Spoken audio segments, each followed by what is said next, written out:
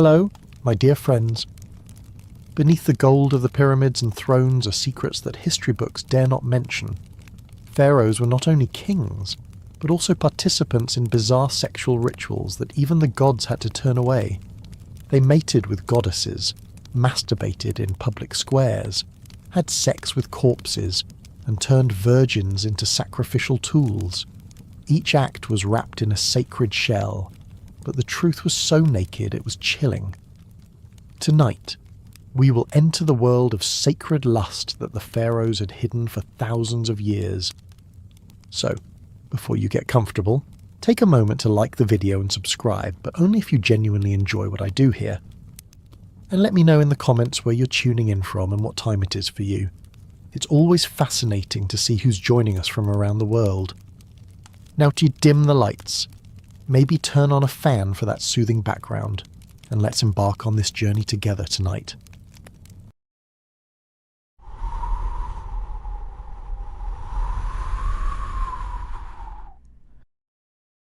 If you ever believed that ancient Egyptian pharaohs ruled with sacred discipline and divine clarity, you may want to reconsider what happened behind the closed doors of their marble chambers. In the golden light of the Nile and under the towering shadows of sandstone temples, the royal bloodline was considered so holy that even love and desire had to obey its rules. But those rules did not resemble the ones most societies hold today. In ancient Egypt, the preservation of royal purity meant the boundaries between family and lover were not only crossed, they were expected to be erased. The pharaoh did not simply rule by the will of the gods. He was believed to be a god himself, and gods, in Egyptian mythology, married their siblings. So pharaohs did too. Within the royal household, marriages between brothers and sisters were formal, frequent, and highly celebrated. A sister queen was not seen as a moral concern. She was seen as the most appropriate choice for a king who needed to maintain the blood of the divine. Marrying someone outside the family risked introducing impurity into the line, so the crown often remained within the same group of royal sons and daughters, generation after generation. The daughter of a king could become the wife of her father or brother. The cycle repeated itself with little resistance. The people accepted it, the priests endorsed it, the monuments recorded it. Many modern observers assume such unions were rare or symbolic, but the archaeological record suggests they were quite real. Hieroglyphic inscriptions carved into stone walls do not shy away from these relationships. On the contrary, they proudly state them. Pharaohs introduced their sister wives with full titles. Children born of these unions were honoured, not hidden. There was no shame because shame did not exist in a system that redefined morality according to divine hierarchy. What might disturb us now was once considered the foundation of order. It was not just marriages that blurred the lines. Physical intimacy between close relatives was part of a broader ideology that merged religion and biology. If Isis could marry Osiris, then a pharaoh marrying his sister was simply imitating the divine pattern. It was an act of devotion, not deviation. Compared to the modern world, where royal families marry for diplomacy or affection, the Egyptians built their system around sacred repetition. They did not want alliances, they wanted control, and they believed that control began in the bedroom, inside the palace. Certain wings were dedicated exclusively to royal women.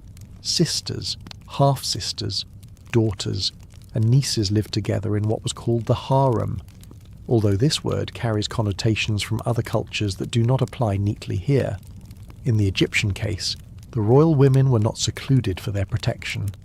They were held close for a reason. They were the pool from which the next queen would be drawn, and they knew it. Girls of the royal blood were raised to expect that one day they might be summoned to the pharaoh's side not just as family, but as wives. There was no need for secrecy. Servants prepared their chambers in the same way they would for a political marriage. The ceremonies were formal, the bedding rituals scripted by priests, and the birth of any child recorded in detail. What fascinates me is how these young women were both royalty and reproductive assets in a closed loop of lineage. They carried the same divine blood as the king, and were expected to merge it with his once more. But such closeness had consequences.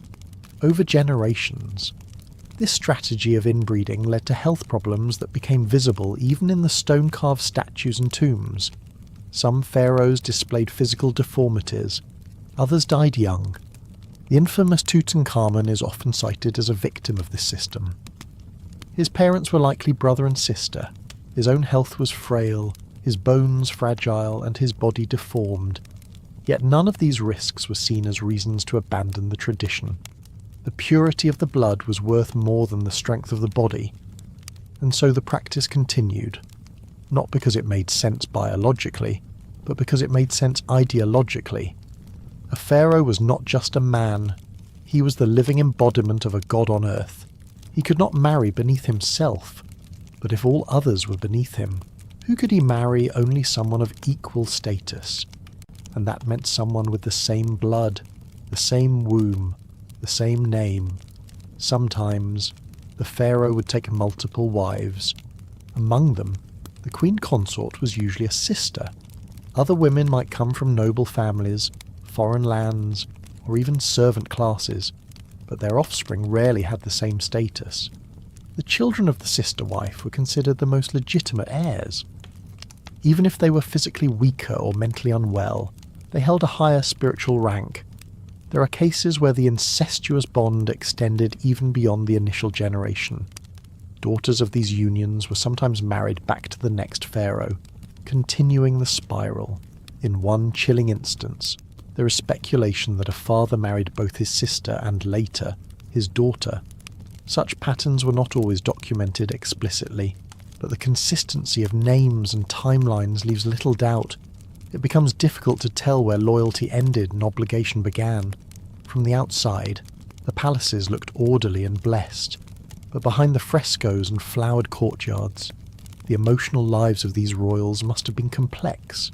Sisters becoming brides, daughters are trained to love their fathers, brothers growing up beside their future wives.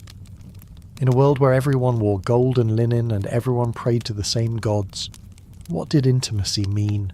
What did love mean? The answer, perhaps, is that those words were not central. The real goal was not emotional fulfillment, it was a cosmic balance. To the ancient Egyptians, family lines were rivers that must not merge with foreign streams. Each union between siblings was a dam built to hold back the flood of the unknown. They lived in fear of disorder, and nothing was more disordered in their view than mixing divine blood with the mortal world. The temples reinforced these ideals, stories of the gods, carved into stone, told of marriages that defied modern sensibility but affirmed sacred unity. Children in the royal family were raised on these myths. They did not question them. Why would they? The gods did it. The priests approved it. The people cheered it, and the walls remembered it. As night fell on the palace and the corridors cooled, another royal woman might be escorted down a hallway lit by flickering oil lamps. She might enter a room already prepared for her, not with romance, but with duty. Linen beds, scented oils, and a quiet silence waited for her. She was not just a sister, she was a vessel for continuity. In the next part, we will enter the heart of these royal chambers, where the official wife was not always the object of desire, and where true intimacy often happened outside the bounds of a crown.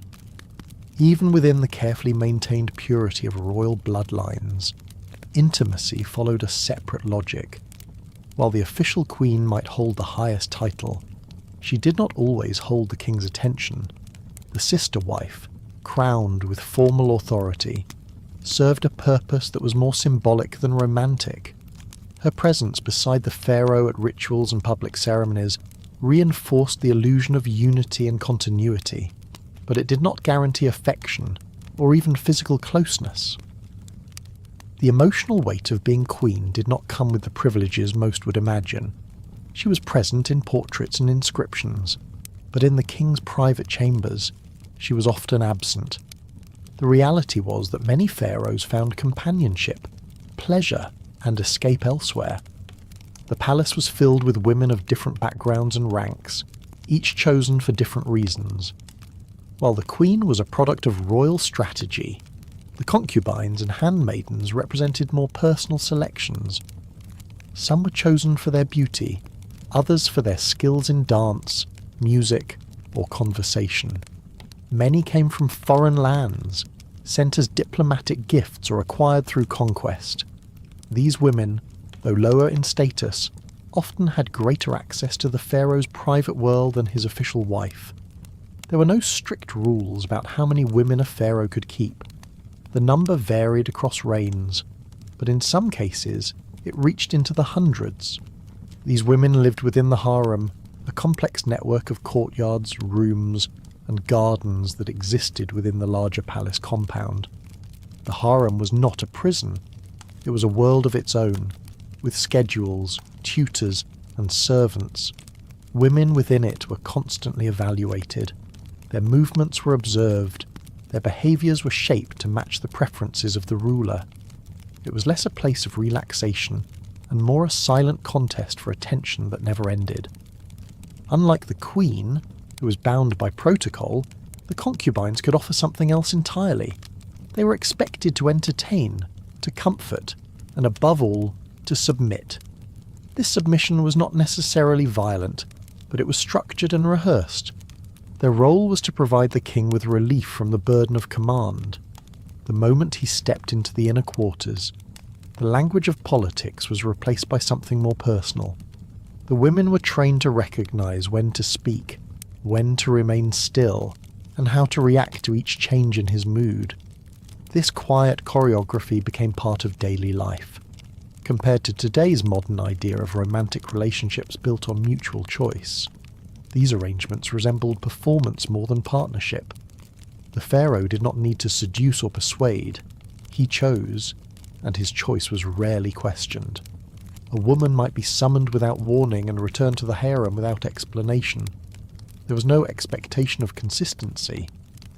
A single night could mean nothing, or everything. Some of the most favoured concubines gained influence far beyond the bedroom. They were granted jewellery, estates, and in some cases, their sons were elevated as potential heirs. In a system where political power was linked to birth and affection, the mother of a well-liked child could rise quickly.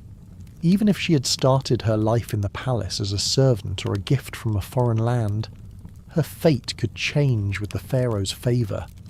And this favour was never guaranteed. A woman might rise quickly and fall just as fast.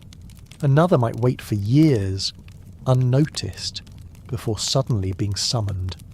The unpredictability of the king's desires kept the harem in a constant state of quiet readiness. Oils were prepared, clothing was kept fresh, and bodies were bathed daily. No one could predict when it would be her turn, but when it was, everything had to be perfect. While the queen walked beside the king in temples, the concubines existed in the shadows, but those shadows were where the real intimacy took place. Unlike the formalities of a royal marriage, the relationships between pharaohs and their lovers were often unfiltered. Some kings developed deep bonds with particular women. Others viewed them as interchangeable. But all of them understood that the queen was untouchable in one sense and unavailable in another. There were also deeper layers to this structure. Many of the women in the harem were not Egyptian. They came from Nubia, Syria, the Levant, and even farther. They brought with them new languages, customs, and appearances. For the pharaoh, this diversity offered novelty. For the court, it introduced quiet tensions. Foreign women had no traditional claim to power, but their children did. And when a son of a concubine began to gain the king's trust, factions within the palace took notice. It is strangely ironic that while the queen embodied Egyptian ideals, the real mothers of future rulers were sometimes outsiders with no voice of their own. Their value was measured by their ability to please, conceive, and disappear when necessary. No statues were raised in their honour, no poems recorded their names, and yet they shaped the bloodlines of kings. This structure created a strange duality. On one side stood the queen, silent and elevated, her image carved into temples as a model of perfection.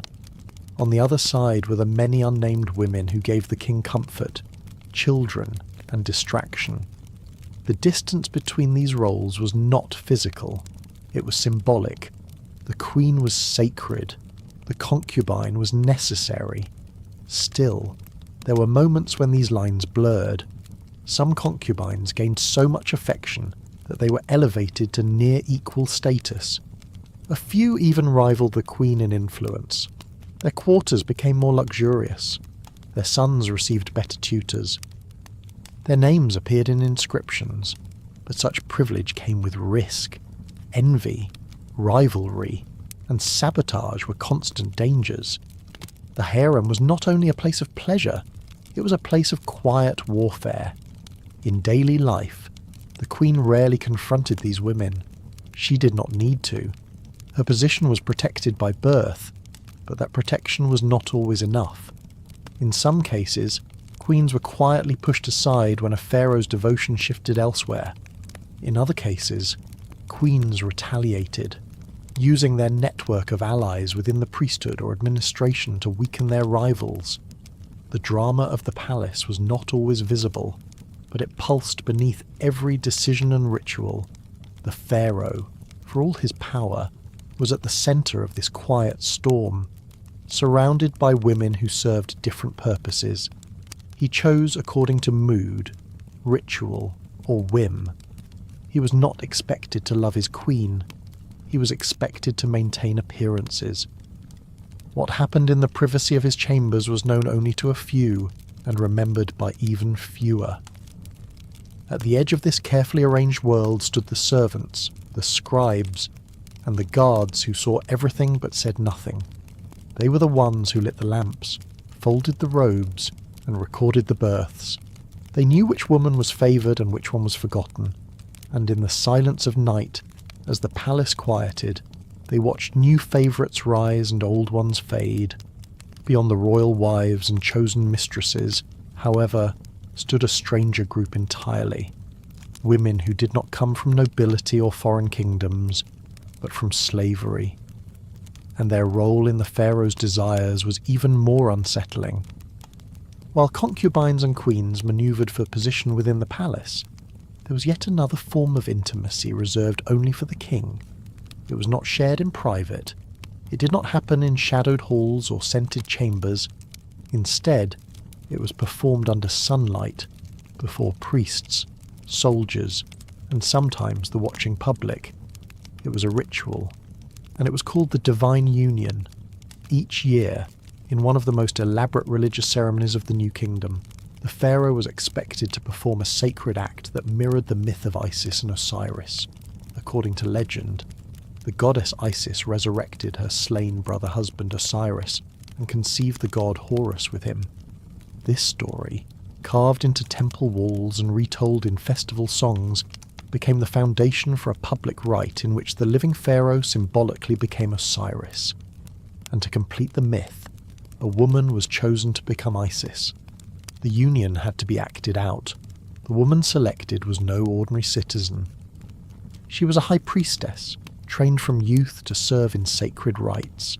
Her education included rituals, hymns, and bodily discipline. But her most important role came on the day of the divine union. She would lie beside the pharaoh in a designated temple space, her body anointed with oils, her limbs arranged according to specific instructions. She was not merely pretending to be a goddess. In the eyes of the audience, she was the goddess. The setting was carefully prepared. The temple space was cleansed days in advance. Fresh linens were laid out. Incense burned constantly, masking the scent of sweat and anxiety. Stone basins held perfumed water. Statues of the gods stood at the perimeter. The act itself, though wrapped in layers of ritual, was not symbolic alone. It involved physical contact. Sometimes it involved full intercourse. The purpose was to recreate the divine conception, to bring Horus into the world once again, even if only through performance. This event was not hidden. The court was present. High-ranking officials, priests, and military commanders were expected to witness. Their presence was not for pleasure, but for verification. If the pharaoh was to be recognized as a living god, the moment of divine union needed to be witnessed, accepted, and sealed. It was one of the few moments in history where sexual performance became a requirement of legitimacy. The priestess involved did not choose the role. She was trained for it. From the moment of selection, her life was shaped toward this one moment. She was instructed not only in rituals but in posture, breathing, and stillness. Her body became part of the temple's liturgy. In many cases, she remained unmarried for the rest of her life. Her participation in the divine union elevated her status, but it also removed her from the rhythms of ordinary existence. Compared to modern ceremonies where power is transferred through words and oaths, this ritual transferred authority through flesh. The king's divine status was not just declared, it was performed, and that performance had a physical component that few would dare imagine today. In a modern world, even the suggestion of such public intimacy would provoke outrage. In ancient Egypt, it provoked awe. The emotional effect on those involved is difficult to measure. The pharaoh was surrounded by expectations, cloaked in layers of meaning, and driven by necessity. To refuse the ritual was to refuse divinity, but to perform it was to cross a line few rulers in other civilizations ever approached. The priestess, meanwhile, had little choice. She was trained for obedience, moulded into a vessel, then asked to carry the burden of the gods. The setting itself heightened the strangeness. Light filtered through stone slats. Scribes stood at the edge, silently recording. Priests chanted verses that blurred the line between reality and myth. Guards lined the outer courts, keeping out commoners while letting selected witnesses in. No voices rose above a whisper. Every gesture was part of the performance. Every breath was calculated. The ritual did not end with the act. Afterward, the priestess was bathed and isolated. The king emerged wearing a new robe, often white or gold, and was led to the next ceremony where his divine role was proclaimed. The union was declared successful, offerings were made, feasts followed, but the heart of it all had been that private moment turned public, that intimate act elevated to theology. There are temple inscriptions that depict this ritual with coded imagery. Lotus flowers, entwined snakes, or birds in embrace suggest the union without describing it outright. But other records are more direct. Papyrus texts describe the preparation, the participants, and the chants. From these, historians have pieced together a clearer picture. The divine union was not a legend, it was practice. Some pharaohs performed it multiple times during their reign. Others altered the ritual to reflect their preferences or beliefs. In rare cases, it was said that the priestess fell into a trance so deep she did not move for hours afterward. Others were honoured with new titles, temples, or servants, but their roles never changed. They had become living myths, and myths, once lived, could not be undone. What unsettles me most is the calmness with which these acts were received. There was no scandal, no outrage. For the Egyptian elite, the human body was simply another tool in the pursuit of cosmic balance. There was no divide between spirit and flesh. Everything was part of the same continuum. As strange as it seems, the ritual served a real political purpose. It reassured the court, the priests, and the people that the king was not merely a man. He had united with a goddess. He had reenacted creation. He was, at least for a moment, something more than human. The ceremony may have been annual, but its effects lasted all year. It affirmed the cycle of life, death, and rebirth. It reminded the kingdom that divine order was still intact, that their ruler had crossed into the world of the gods and returned with their blessing. Whether he believed it himself or not, the performance was completed, and that was enough. As the temple doors closed and the chanting faded, the pharaoh returned to his daily life. But for the priestess, life never quite returned to what it was. Her body had been a stage. Her role was finished. she would not be summoned again. Elsewhere in the palace, the harem continued its quiet competition. Still, in a separate wing, the foreign concubines prepared for a different kind of encounter, one that had no ceremony, no blessing, and no divine audience. The divine union was not the only time a pharaoh's body became the centre of sacred performance. There existed another ritual, one even more personal and visually arresting, that blurred the line between reverence and discomfort. Unlike the carefully choreographed scene between king and priestess, this ceremony involved only the pharaoh himself, and rather than occurring in the shadows of temple walls, it unfolded in full view, under the open sky, with priests chanting around him and spectators gathered in silent attention. It was called the ritual of fertility, and at its core was a sacred act of solitary release. Each year, when the Nile began to swell and flood the farmlands of Egypt, the people gathered to give thanks. The river's rising was not merely a natural event, it was a divine gesture. In their cosmology, the flooding was the earth's sign of readiness, a moment when the soil opened itself to receive the seed of life. And just as the land waited to be fertilized, so too did the ritual call for the pharaoh to act. His role was to represent the male principle of the gods, the generative force, the initiator of abundance, and that meant, quite literally, that he had to ejaculate. In this ceremony, the king stood on the banks of the Nile dressed in minimal ceremonial linen surrounded by offerings, priests, and royal attendants. The chants began slowly, invoking the blessings of Hapi, the god of the Nile, and Osiris, the god of life and resurrection. As the recitations reached their peak, the pharaoh approached the edge of the water, raised his hands, and performed the act. It was not done with shame or hesitation. It was done as a gesture of fertility, a sacred mimicry of divine creation. To the watching crowd, this was not vulgarity. It was a necessity. Without it, the land might remain dry, the crops might fail, the gods might withhold their favour. The pharaoh's seed, spilled into the river or onto the soil, was seen as a direct offering. It was symbolic of abundance, unity, and the unbroken cycle of generation. It is both remarkable and unsettling that one man's private release could be seen as the key to an entire civilization's survival. The act was known by many names, depending on the region and era. Some texts describe it as the spilling of royal essence. Others call it the moment of divine continuation. Regardless of the phrasing, the meaning remained fixed.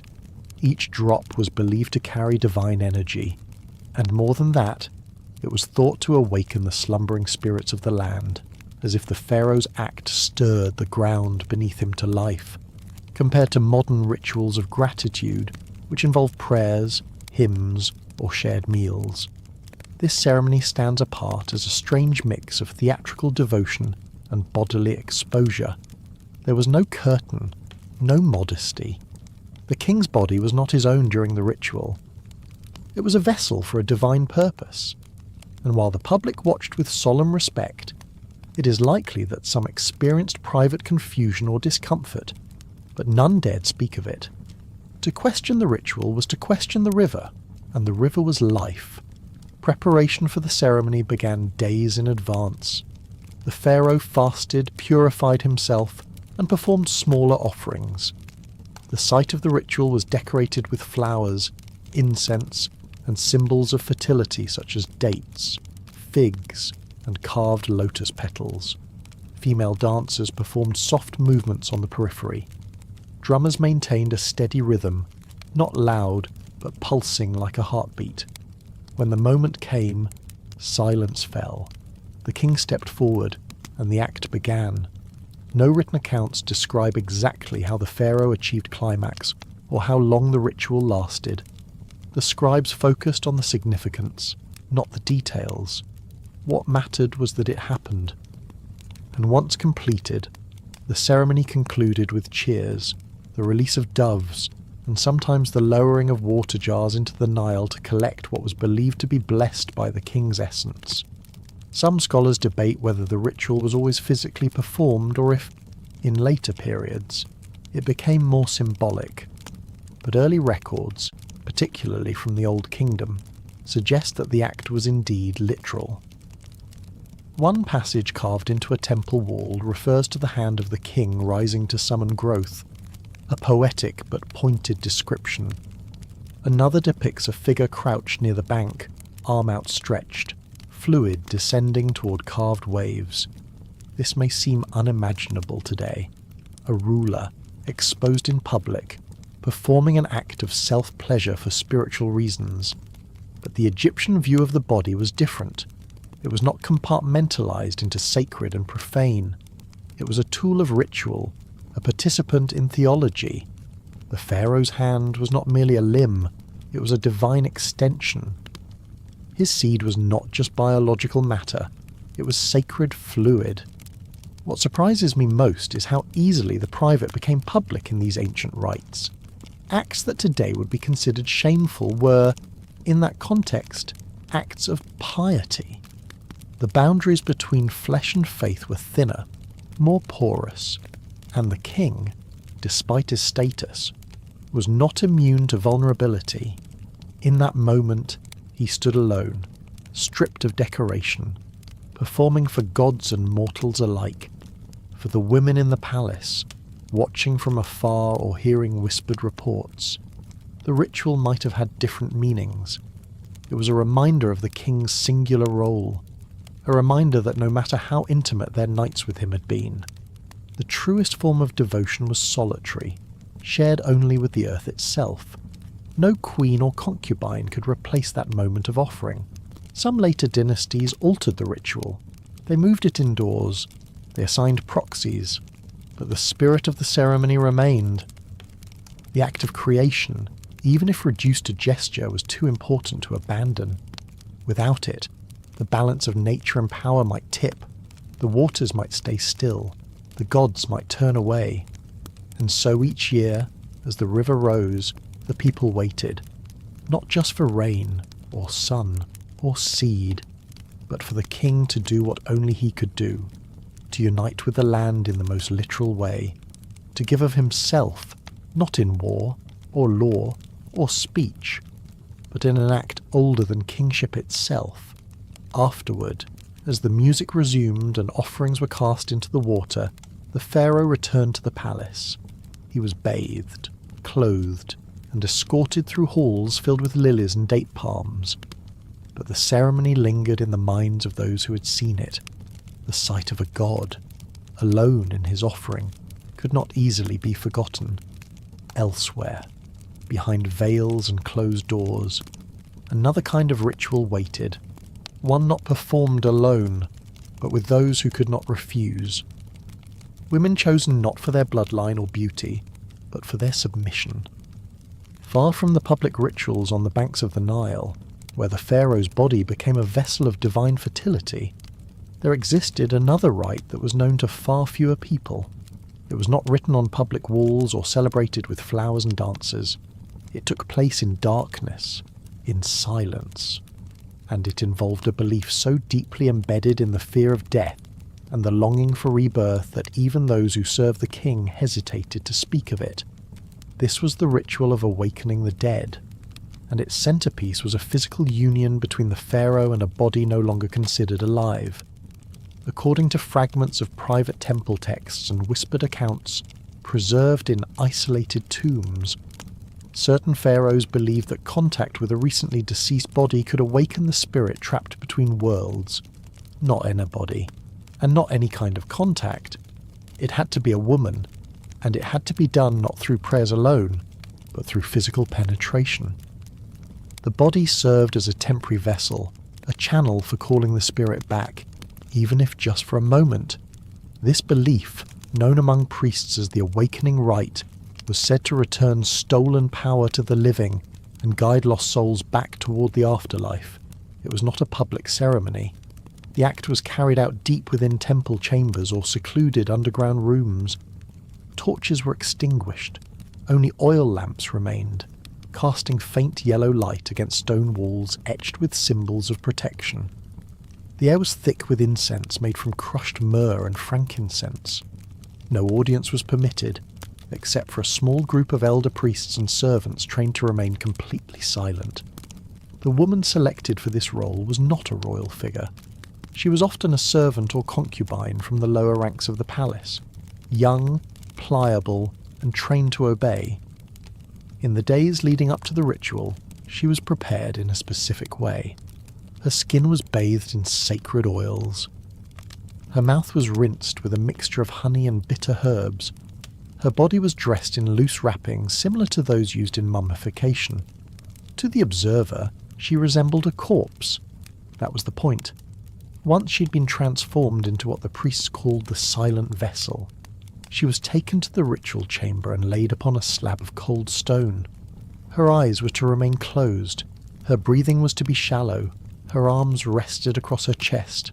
And then the Pharaoh entered, alone. He spoke no words. The only sound was the low murmur of priestly chants outside the chamber. He was there to awaken, not emotionally, not spiritually, but physically. The body before him represented the border between life and death. To cross that border, he had to perform the act.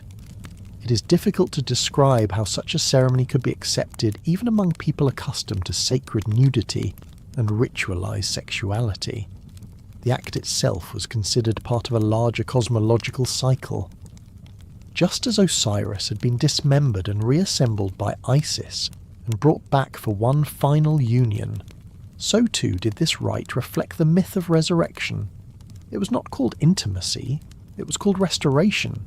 Compared to modern spiritual practices centered on candles, breathwork, or meditation, this was something colder, heavier, and far more unsettling.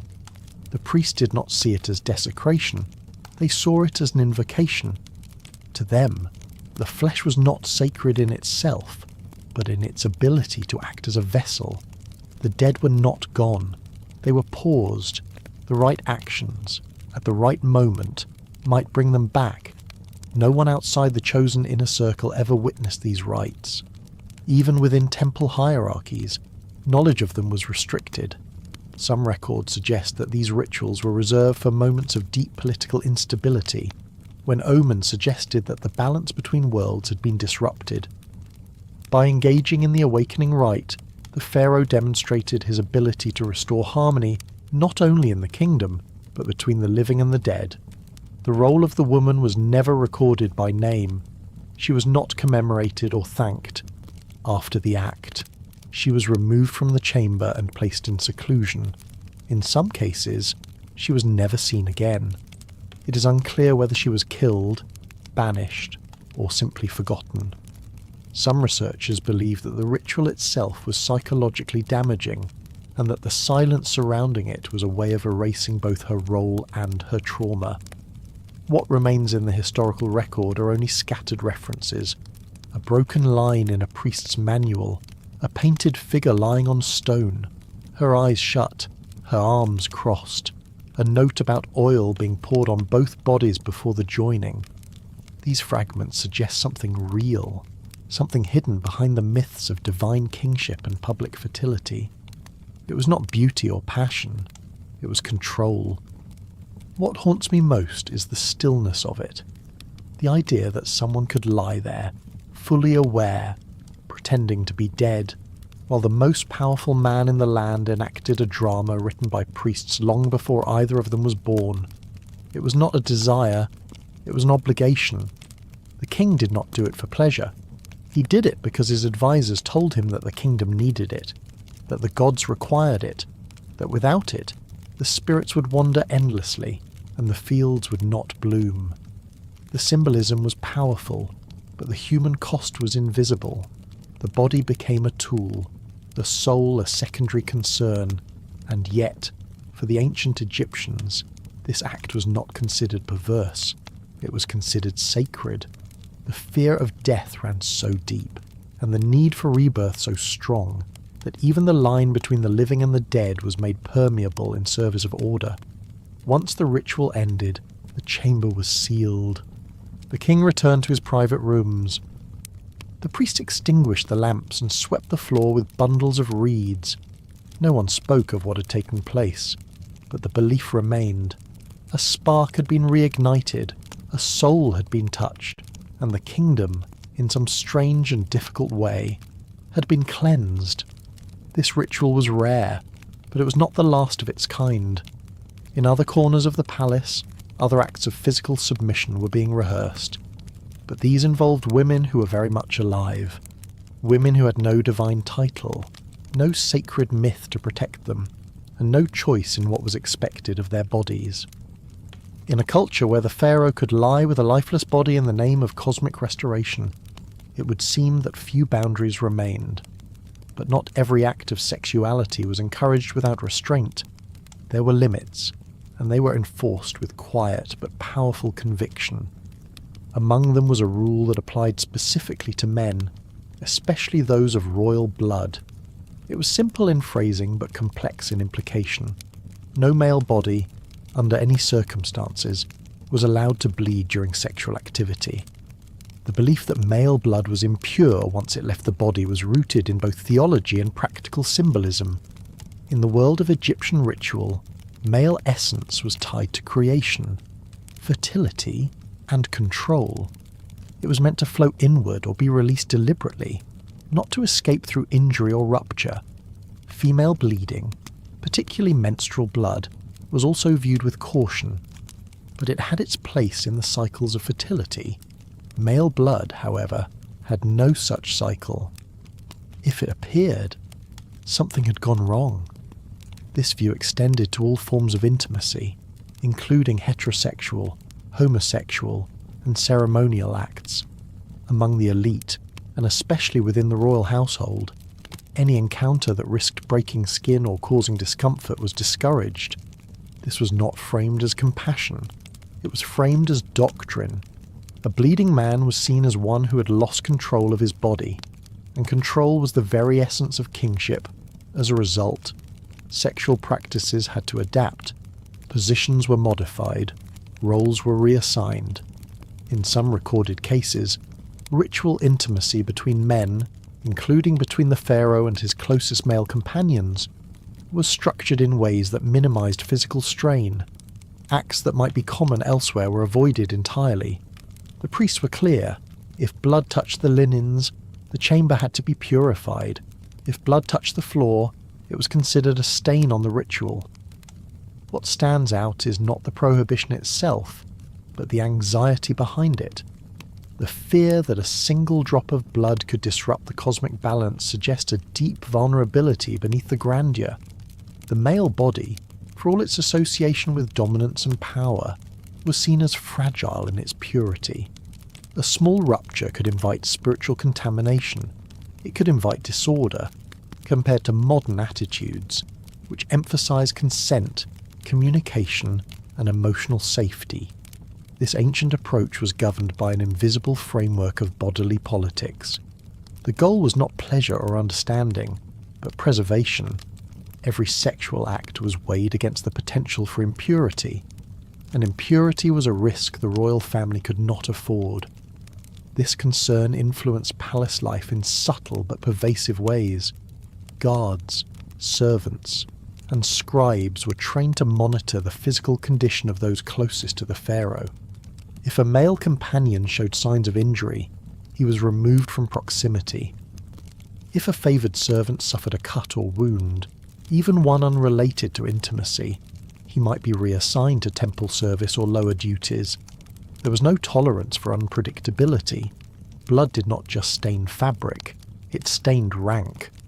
In the context of male-male intimacy, this fear created a strange paradox.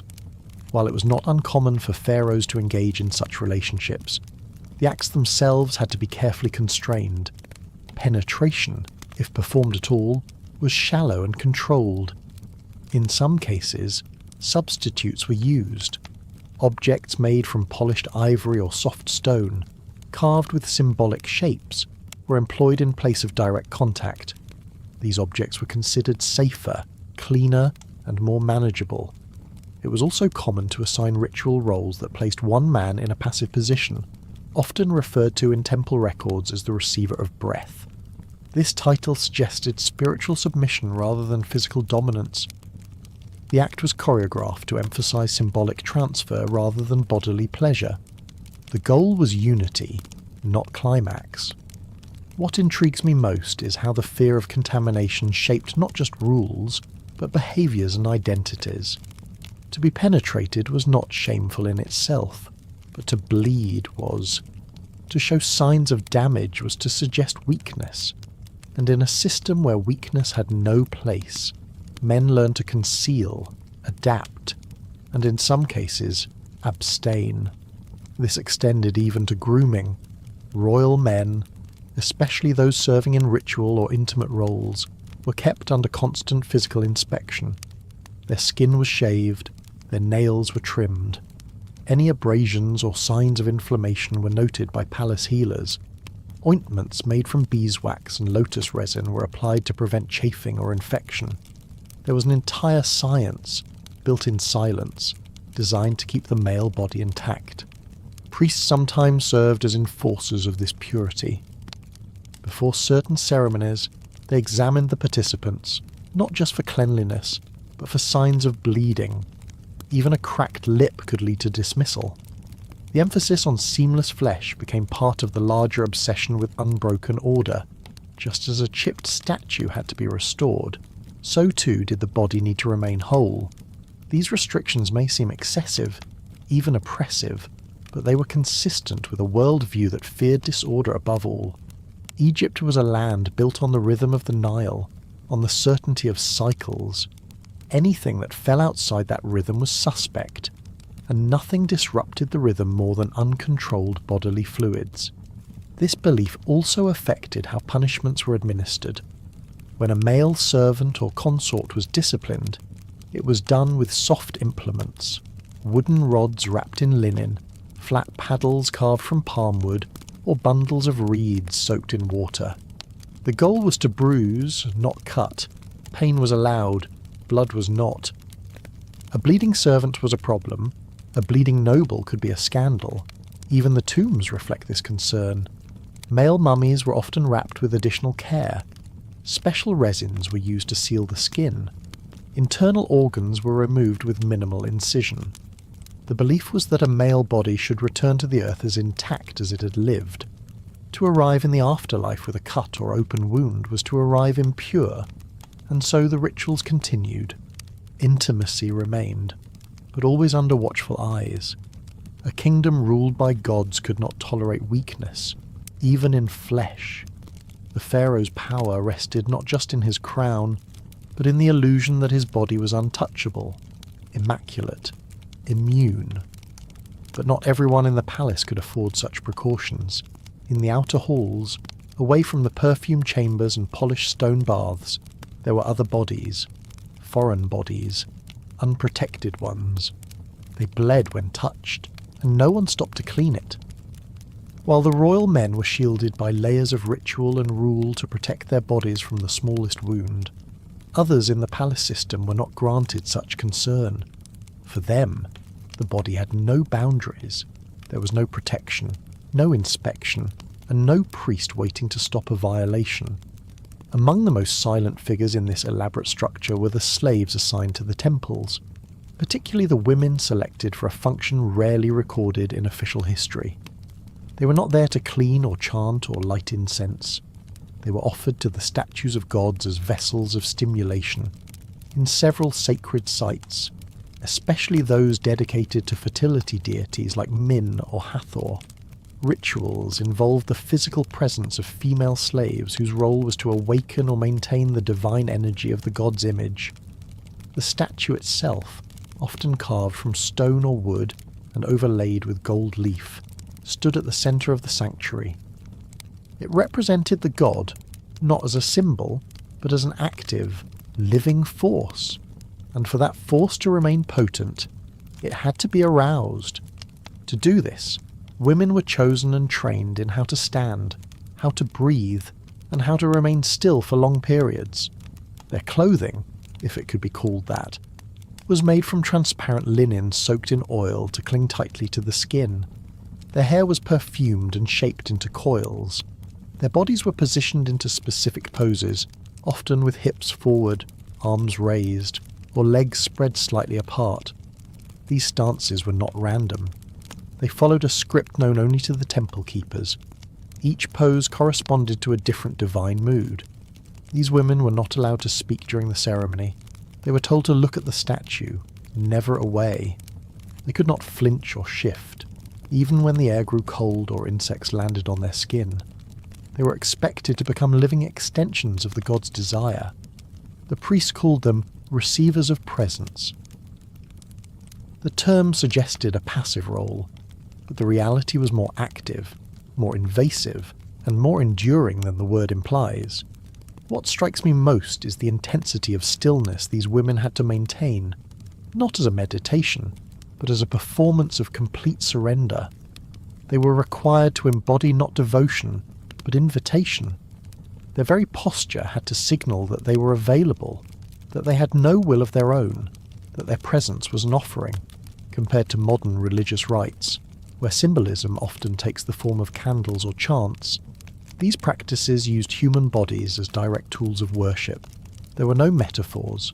The message was physical. The gods did not require offerings of food or incense alone. They required stimulation, and this stimulation came through the flesh of those with no voice. In certain festivals, the acts extended beyond the symbolic. In rare and disturbing instances described in obscure temple records, priests physically interacted with the women under the pretense of transferring divine energy. The logic was always the same. The god's spirit entered the statue. The statue's desire transferred to the priest. The priest's touch transferred it to the woman. In this chain of reasoning, consent disappeared. Not every temple practiced this. Not every era allowed it. But where it occurred, it was recorded with formality, never shame. One scroll from a temple in Thebes describes the hour when the god becomes restless, followed by a list of poses and positions for the slave attendants. Another, now fragmented, lists names of women next to dates and locations, as if they were part of an inventory. No prayers for their safety, no rituals for their return. The most disturbing element may be the quietness of it all. These women were not considered participants. They were considered tools. The priest who placed them before the statue did not speak to them. The guards who watched did not interfere. The other temple staff turned away. This silence became part of the ritual. Noise was believed to distract the god. Only the sound of drums or low flutes filled the chamber. Everything else remained still. After the ceremony, the women were led back into isolation. Some were bathed in salt water to remove divine residue. Others were left unwashed, as if to preserve the contact. No medical care was provided unless they collapsed. In a few temples, those who fainted during the ritual were labelled as too mortal and removed permanently. Their usefulness ended the moment their bodies stopped cooperating. It is hard not to see this practice as the collapse of spirituality into exploitation, where devotion became indistinguishable from abuse. The belief in divine hunger, so central to Egyptian theology, allowed these acts to persist. The god desired. The statue was received. The woman obeyed. These temple slaves were not always native Egyptians. Many were taken from conquered lands. Their foreignness added to the mystique. Priests believed that women from distant regions held different energies, perhaps more potent or more receptive. Their skin was unfamiliar. Their tongues are foreign. Their presence is exotic, and therefore ideal for divine service. No part of their background was relevant once selected. They were renamed, their pasts erased. Their roles are defined entirely by ritual. Even their menstrual cycles were monitored, not for health, but for scheduling. A woman who bled was unclean. A woman who ovulated was ideal. They were moved from one temple to another, sometimes loaned between cities, depending on the needs of the god and the confidence of the priests. And yet, their faces remain invisible in history. No statue was raised for them. No tomb honoured their service. They were not wives, not queens, not even concubines. They were the hands, the hips, the breasts that the gods were believed to gaze upon, and when the ritual ended they vanished behind veils, replaced by others. The pharaoh himself rarely attended these ceremonies. His role in temple life was more symbolic, more distant, but he approved the structure that allowed them. His priests acted on his behalf. His silence gave permission. This intersection of worship and violation created a space where belief could excuse almost anything. The women were not considered harmed. They were considered elevated. To be touched by a god, even indirectly, was framed as an honor. But the body remembers. The muscles that trembled from hours of stillness. The lungs that held breath through suffocating incense. The eyes stared into the hollow gaze of a golden statue. These women carried the weight of gods, not in crowns or titles, but in silence. Outside the temple walls, other rituals unfolded with less ceremony but no less control. There, the purpose was not to awaken divine energy, but to create heirs, and for that, even blood ties were no longer a barrier. In the inner sanctuaries where temple slaves stood as offerings to statues, belief often overpowered hesitation, and in some rare, deeply guarded rituals, belief went even further. There existed ceremonies so secluded and controversial that even within the Egyptian priesthood, their existence was known only to a limited few. These were not rituals of public spectacle or royal display. They belonged to an older layer of theology, one that dealt with fertility in its rawest, most primal form. And at the centre of some of these rites was a concept almost impossible to process today: sacred union with animals. To understand how such an idea could have taken root, one must consider the symbolic weight animals carried in Egyptian religion. The gods themselves were often depicted with animal heads. Bulls represented virility. Donkeys carried associations with stubborn strength. Cats, crocodiles, and falcons each embodied divine traits. Statues were not simply carved to resemble these creatures. The animals themselves, in many cases, were believed to carry fragments of the gods. A bull chosen by the temple could be more than a beast. It could be the physical vessel of a deity. The ceremonies involving animals were not widespread. They did not occur in every city or temple.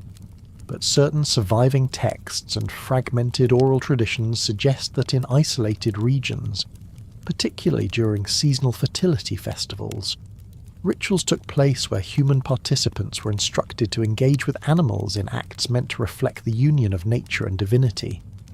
These were not punishable crimes in the ancient world.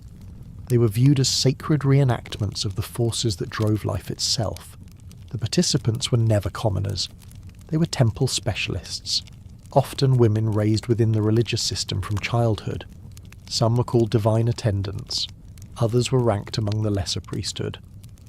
Their roles in public rites involved singing, dancing, or performing cleansing duties. But in these hidden ceremonies, their duties shifted. Their bodies became tools of invocation. What makes this practice even more disturbing is that it was not spontaneous or chaotic. It was carefully arranged, timed, and performed under supervision. The temple prepared the space. The animal was selected and cleansed. The participant fasted, bathed in milk and honey, and was anointed with lotus oil. Robes were removed. The animal was tethered in place. And then the act was carried out. Compared to symbolic fertility rites in other ancient cultures, where acts were mimed or suggested, this went further into territory that modern ethics cannot reconcile. The union was not figurative. It was believed to generate a field of energy, to stimulate the ground, to echo the mythical moment when gods first shaped flesh and breath. No audience was allowed, but a small group of elder priests and temple scribes stood nearby. Their presence was not voyeuristic, it was official. They were witnesses, tasked with affirming that the ritual had taken place correctly. These rites often aligned with agricultural cycles, the start of the planting season, the arrival of the floods, or a solar event might serve as the justification. The logic was circular. The god lives in the animal. The priestess unites with the animal. The god is awakened through her. The land responds. Crops grow. Balance is restored. The animal was never killed afterward. That would violate the sanctity of the act. It was usually led back into isolation, fed with special offerings, and watched closely. It became sacred in a new way, having now been touched by both God and humans. In some temples, such animals were buried with honours once they died, wrapped in linen and placed in tombs alongside sacred relics. For the women involved, there is no record of consent or resistance. Their names are not preserved. Their experiences are not described. What survives are only the clinical accounts of what they were meant to do. A stone relief from a temple in a remote province shows a woman kneeling before a horned creature. Her face is calm. Her body is stylized into curves and angles, like the gods themselves. Another shows a donkey surrounded by glyphs for fertility, rhythm, and breath. These images are rare, buried in lower walls, almost as if intended to be forgotten. The priests who designed these rituals spoke of them as restorations, not violations. They claimed that the world had grown barren, and that only the most ancient rites could revive it. These were acts of desperation cloaked in theology. The earth had to be shocked into blooming, the gods had to be stirred from sleep, and for that, the boundaries of the human had to be crossed. What unsettles me is the calculated way these rituals were preserved, not as myth, but as instructions. There was nothing metaphorical about them in their original context. They were treated with the same seriousness as burial rites or coronations. The difference was that they happened out of sight, known only to a small network that passed them from one generation to the next. Over time, the ceremonies faded as Egypt changed, as new dynasties emerged, and as foreign influences entered. These acts were buried, first metaphorically, then literally. The scrolls describing them were lost or destroyed. The temples that housed them collapsed. The participants died unnamed, but echoes remain. Fragments of script, incomplete drawings. Vague accounts in later texts refer to the union of beast and vessel. These remnants point to a world where the sacred and the profane were not opposites, but neighbours, where faith could be stretched to justify what would otherwise be unthinkable. The women who took part were not called victims, they were called chosen, and that title erased everything else. The Pharaoh himself rarely took part in these ceremonies, but he sanctioned them, he funded them, he approved the training of the priestesses. In doing so, he allowed the line between human and animal, worship and submission, to be crossed in the name of life itself, and while such rites may have disappeared from the temples, their spirit did not vanish. In other corners of the palace, new methods of ensuring fertility were devised, methods that involved not animals, but blood, not from ritual creatures, but from within the most guarded female bodies of the royal household. As rituals involving sacred animals faded into secrecy and eventually silence, another set of practices remained firmly rooted in the daily life of the palace. These did not take place in distant temples or under the watch of elite priests.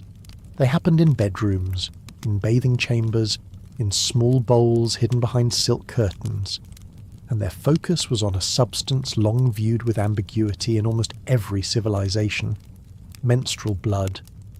To the ancient Egyptians, blood was not just a liquid.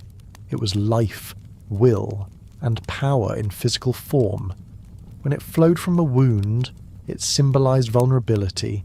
When it was spilled in battle, it signified sacrifice. But menstrual blood belonged to a different category altogether.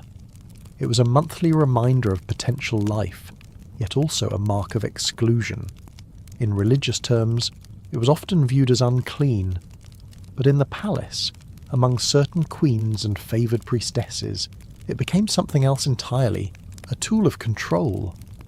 Some texts describe the belief that the blood of a virgin or royal woman carried divine properties. It was said to hold raw, untamed energy, capable of stirring desire and unlocking hidden parts of the male mind. If properly harvested and mixed with wine, it could become a potion, potent and persuasive. This mixture was not given in an open ceremony. It was offered in private, often disguised. sometimes used just before a night of intimacy. The king or prince would drink from the cup, unaware of the ingredients, or perhaps fully aware and complicit. The logic behind it was not based on deception alone. It was spiritual. The blood was believed to represent untapped fertility, something that had not yet become life but held the power to create it. When combined with alcohol, that essence was activated, made fluid, and made ready to enter the body of a man. It would not impregnate him, but it would bind him, symbolically and emotionally, to the woman who provided it. What makes this belief especially striking is the reversal it created. In a world where men controlled nearly every visible structure of power, this ritual gave women a hidden advantage.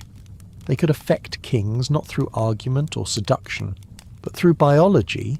Their bodies became sources of manipulation, not just reproduction.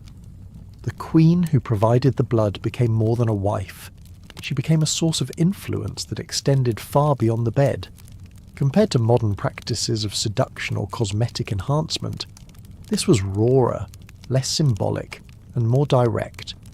There was no perfume, no dance, no veil, just the body, and the belief that what left it could return through another's mouth and change his thoughts.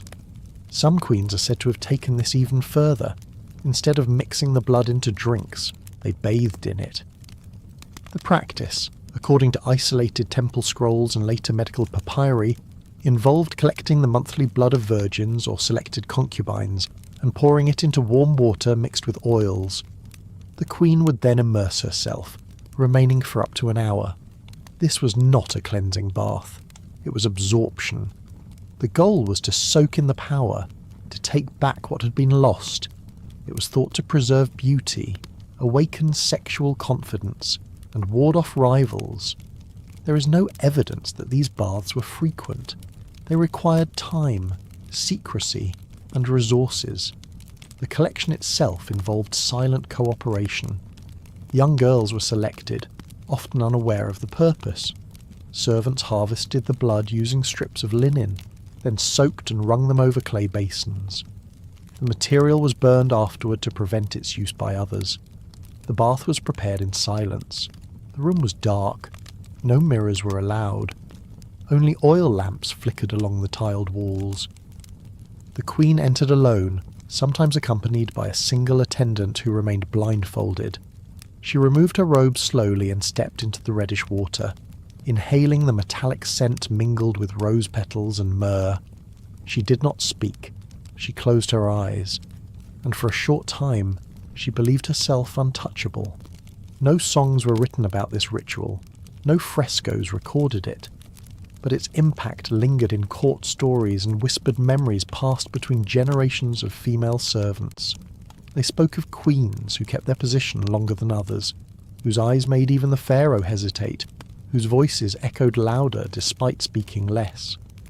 What fascinates me most is how these private acts created real consequences in public life. A king might change his decision, a general might be denied access, a concubine might disappear, and no one could explain why. But the queen's gaze told its own story. Some scholars have tried to dismiss these practices as legend. They argue that such rituals are unlikely, unproven, or exaggerated. But ancient Egyptian culture thrived on blurred boundaries between gods and men, between myth and rule, between the physical and the spiritual. It is not difficult to imagine that in a world obsessed with order, a woman might find her own way to assert power. Even the concept of purity in Egyptian thought was flexible. What one priest called impure, another called sacred. Menstrual blood sat on that line. It could exclude a woman from temple duties, yet elevate her in the eyes of those who believed in its hidden strength. That duality was not accidental. It allowed women to operate from the margins, always visible, always dangerous. There is no record of how the men felt about this. No writings express disgust or desire, but the silence itself speaks volumes. In a kingdom ruled by rituals and omens, a king who drank from the cup could not admit what he had swallowed. To speak it was to lessen it. To ignore it was to remain under its influence. These rituals rarely reached outside the palace. They were not for common women, not for the market or the village. They belonged to the upper halls, the marble floors, the scented corridors, and within those walls, power moved in whispers, in scents, and in fluids too taboo to name aloud. Just beyond these private chambers, however, another transformation was taking place. A new ritual, louder and more theatrical, had begun to redefine how death and sexuality could merge again, not through liquid, but through silence and stillness. While some royal women turned to secretive potions and sacred bathing to assert power during the pharaoh's life, others were summoned for a far stranger duty at the very moment his life ended. Death in ancient Egypt was not a sudden rupture, but a passage. The body was not just prepared for burial, it was accompanied, and among the many rituals surrounding royal death, there was one that stood apart for its intimacy, its scale, and its silence. It was called the warming of the soul. The ritual began the moment the pharaoh's final breath was confirmed.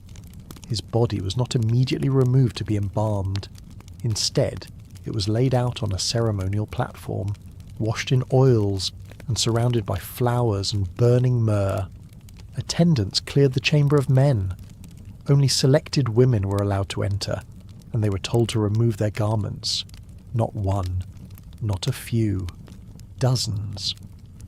The idea behind this mass disrobing was not purely symbolic. It was believed that the warmth of the female body and its natural connection to life and reproduction could assist the soul in reorienting itself.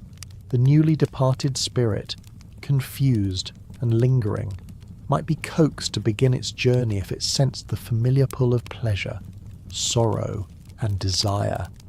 In this view, the body was not a corpse. It was a vessel suspended between two realms, and the women became the bridge. The participants included royal concubines, palace servants, and sometimes even noble daughters sent by allied families. Each had been prepared for this role well before the moment arrived. They were trained to express grief in a stylized way, moaning, rocking, swaying in rhythm. But alongside the mourning came another instruction: touch, whisper, stimulate. A few were selected to lie beside the corpse, pressed skin to skin. One or two were guided to straddle the body, moving slowly, eyes closed, mouth silent. What strikes me most is the convergence of grief and intimacy in this space, where emotion and ritual became indistinguishable. These women were not offering affection, they were offering passage. The belief was that a dead king might hesitate to leave if the body remained cold, but if it was warmed by human contact, if it was surrounded by familiar forms and the scent of life, the soul might loosen its grip and rise. Compared to modern funerals, which separate the physical from the ceremonial, this rite pushed both together into a single, unsettling moment. There were no prayers from a distance, no hands folded in silence. Everything was immediate. The tears were real. The touch was structured. The heat of the living was given freely to the dead. Descriptions of the ritual come from a book known in fragmented form today as the Book of Divine Rebirth. Preserved in tomb walls and scratched into temple columns, it refers to the gathering of the body's breath, a process that involves female mourners encircling the king's form and calling the soul with their warmth. One line, damaged but still legible, instructs the women to move without sound, to remind the flesh of its journey. Another warns not to stop until the skin grows cold again, a sign that the spirit has lifted. There is no mention of male participation. The role of men in the ritual was limited to preparation and protection. They escorted the women in. They stood guard outside. They lit the lamps, but they did not witness the act itself.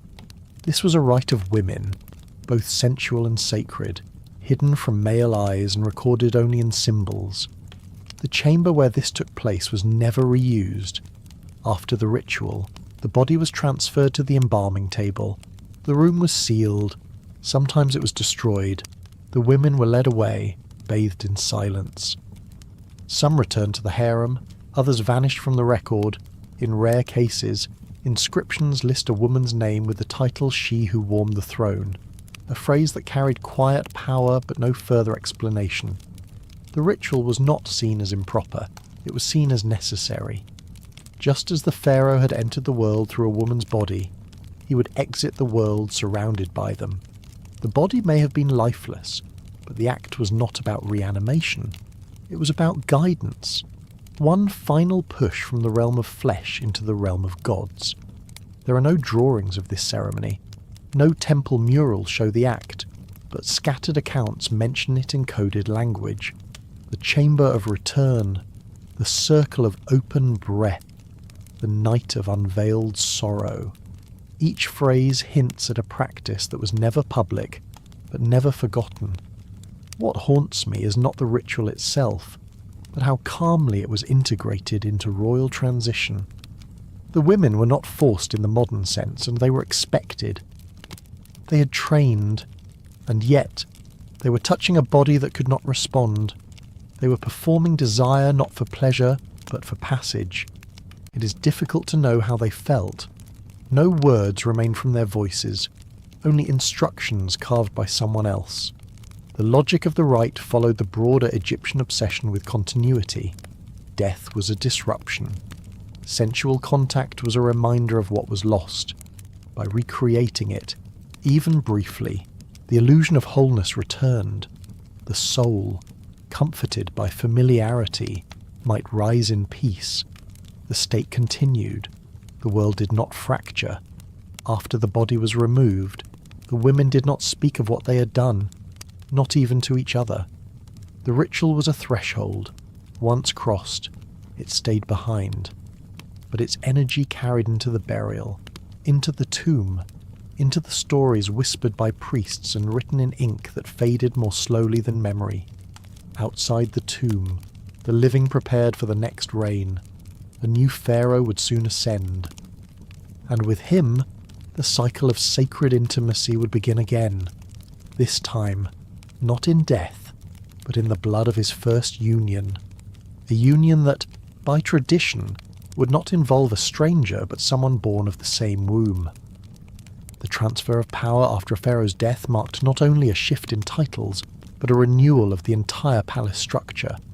A new ruler meant new rituals, new appointments, and often, new women brought into the royal household.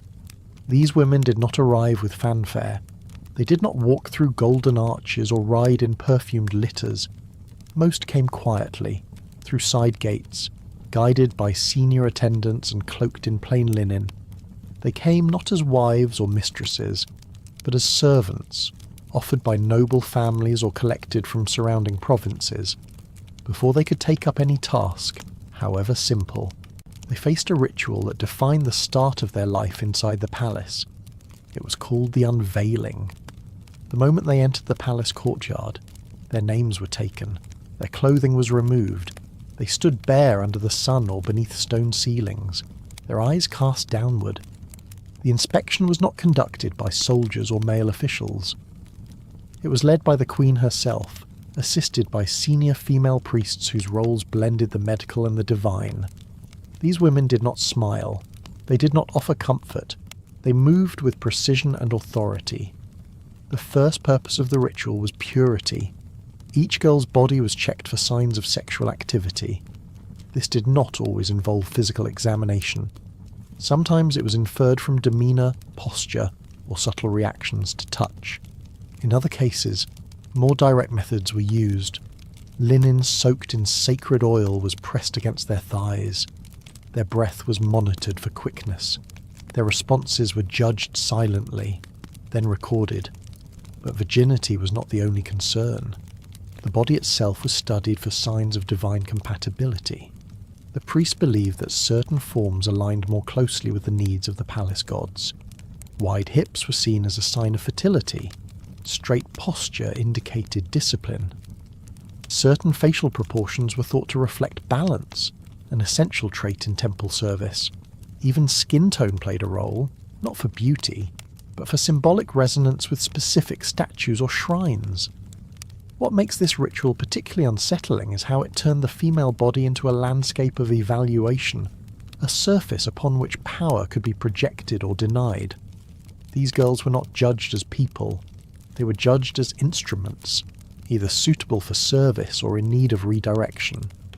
Compared to modern employment screenings or background checks, this process was profoundly physical, immediate, and irreversible. A single perceived flaw could reroute a girl's fate permanently. There was no appeal, no discussion, and no protection. Those who passed the inspection were taken into a separate hall. There, they were clothed in standard palace robes, taught the rules of movement and silence, and assigned to minor duties. Some worked with incense.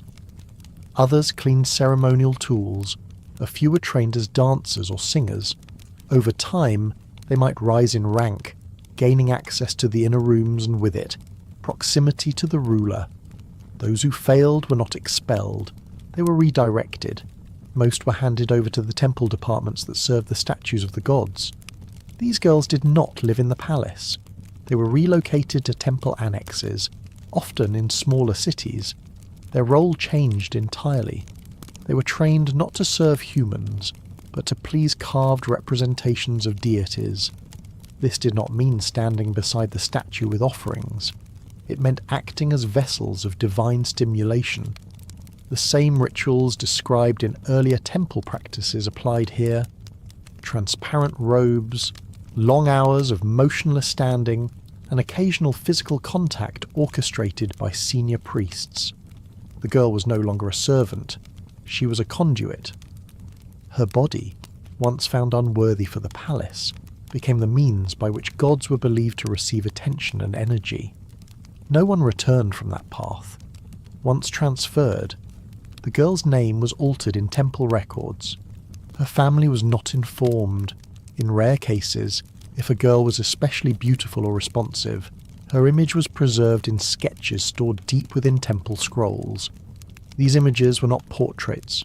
They were diagrams of posture, angle, and expression. The initial unveiling thus served as more than a test. It was a fork in the road. From a single moment of vulnerability, entire futures were shaped. The girl who trembled might be marked as weak. The one who remained too still might be labelled cold. The evaluation was not scientific. It was spiritual. The body was read like a text, and every scar, every blemish, every silence was interpreted. Some accounts suggest that the queen herself rarely spoke during these inspections. Her presence was symbolic, a reminder that the hierarchy of women within the palace could be as rigid and unforgiving as any male-dominated court. She did not protect the girls. She preserved the structure. After the inspection, the girls were not comforted. They were bathed again, this time in cold water. No words were spoken. Their previous clothes, often their last possessions from the outside world, were burned. What remained was a body, clean, anonymous, and ready to serve. What disturbs me most is not the exposure but the silence that surrounded it. No one wrote down how the girls felt. No one recorded their thoughts. The ritual was considered routine, necessary, even sacred. But the emotional weight carried by these young women, stripped and inspected by strangers, will never be fully known. The process reinforced a deeper truth about the Egyptian court. Power did not always come from titles or bloodlines. It came from proximity, and proximity began with access.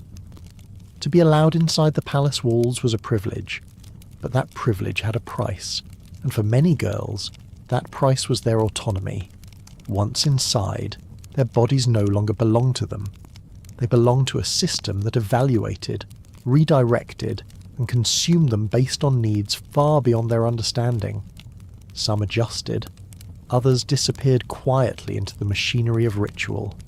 This unveiling ritual was not isolated. It was part of a broader network of bodily assessments and reassignments that defined the lives of women in ancient Egypt's royal world. And in the next chamber over, another test awaited.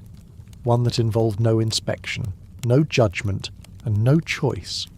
Only obedience, a single candle, and a man in robes with the power to approve or condemn. The unveiling of new palace servants was not the only ritual where bodies were laid bare and futures decided in silence. Beyond the palace walls, in the quiet corridors of temple complexes, a different kind of initiation unfolded. It involved no royal blood, no throne, and no golden mask, but it carried equal weight. In the temples of ancient Egypt, where divine service was seen as the highest calling, one did not become a priest through knowledge or belief alone.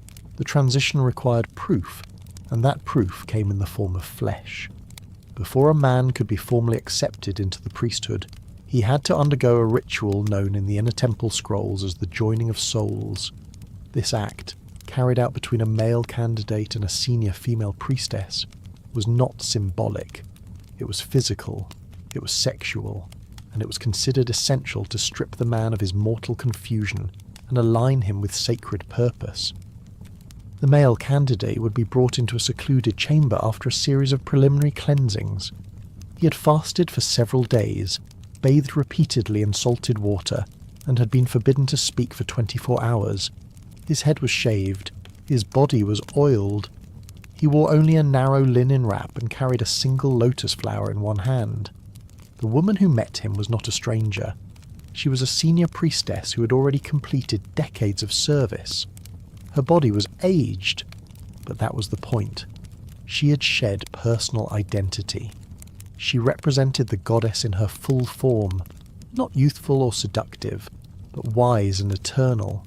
Her role was not to receive pleasure, but to transmit it through intention. She guided the act, not with tenderness, but with certainty. The room where this ritual occurred was carefully arranged. Cushions lined the stone floor. Lamps burned with thick blue smoke. Symbols of the goddess Hathor were carved into the walls. There was no music, no prayer, no audience at first. Only one person entered after the act had begun, a temple scribe with a reed brush and a roll of papyrus. What makes this ritual especially difficult to imagine is how it framed intimacy as a rite of erasure. The man was not allowed to speak, not allowed to express desire, not allowed to question. His arousal was not personal, it was demanded. The priestess was not present as a partner. She was present as a vessel of transformation. Together, they performed what the priests called the exchange of boundaries. Compared to modern religious initiation rites, which often involve vows or symbolic gestures, this ritual required the full surrender of bodily autonomy in the name of spiritual alignment. The physical act was seen as the moment the man shed his identity as a layperson. After climax, he was expected to weep, not from emotion, but from the release of ego. If he remained composed, the ritual was considered incomplete. The scribe, seated a short distance away, did not record words. He drew the outlines of the act. He captured the curvature of bodies, the placement of limbs, and the sequence of movement. These sketches were not preserved as art, they were stored as proof. Should the man's spiritual integrity be questioned in the future, the scroll could be produced to show that he had undergone the rite properly. In some temples, these scrolls were kept for generations. In others, they were burned immediately after the candidate was accepted, as a final offering to the gods. But the moment itself was never spoken of again. It became a memory shared only between the priest, the priestess, and the silent scribe whose brush documented the transformation. The ritual was not optional. Refusal meant permanent exclusion from temple service. A candidate who resisted might be redirected to agricultural duties or minor guard roles. His name would be removed from training lists. In extreme cases, he would be given to the labour force that maintained temple grounds. No punishment was given, no explanation, only silence. Some candidates did not resist but failed to perform. In these cases, temple healers were summoned to administer herbal stimulants. If arousal still did not occur, the candidate was marked as spiritually blocked and dismissed. The act of physical readiness was interpreted as divine approval. A failing body was seen as a sign that the soul was not yet ready to serve. The priestess who performed the act did not change roles after the ritual. She remained in her post. She carried on with daily duties, leading chants, interpreting omens, and overseeing sacrifices. The act did not elevate her. It was considered part of her service, and if she found the task unpleasant or painful, she was not permitted to speak of it. The ritual demanded detachment from both participants. What I find most revealing is the level of bureaucracy layered over such an intimate act. The presence of documentation, of scheduling, of post-ritual reporting turned something deeply human into a form of administration. The body became a checklist, the soul became a requirement, and the act itself became a transaction that was remembered only as data.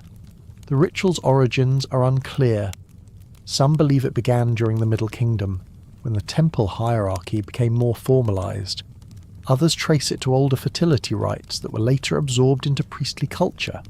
Regardless of its beginnings, by the time of the New Kingdom, it was institutionalized. Every major temple had a chamber set aside for this purpose. Every class of priest included men who had passed through it. No records exist of any woman refusing to perform the rite. Whether by duty, pressure, or belief, they all participated. The younger priests did not speak of it among themselves. They were told that speaking diminished the sanctity, that remembering it too clearly meant it had not worked.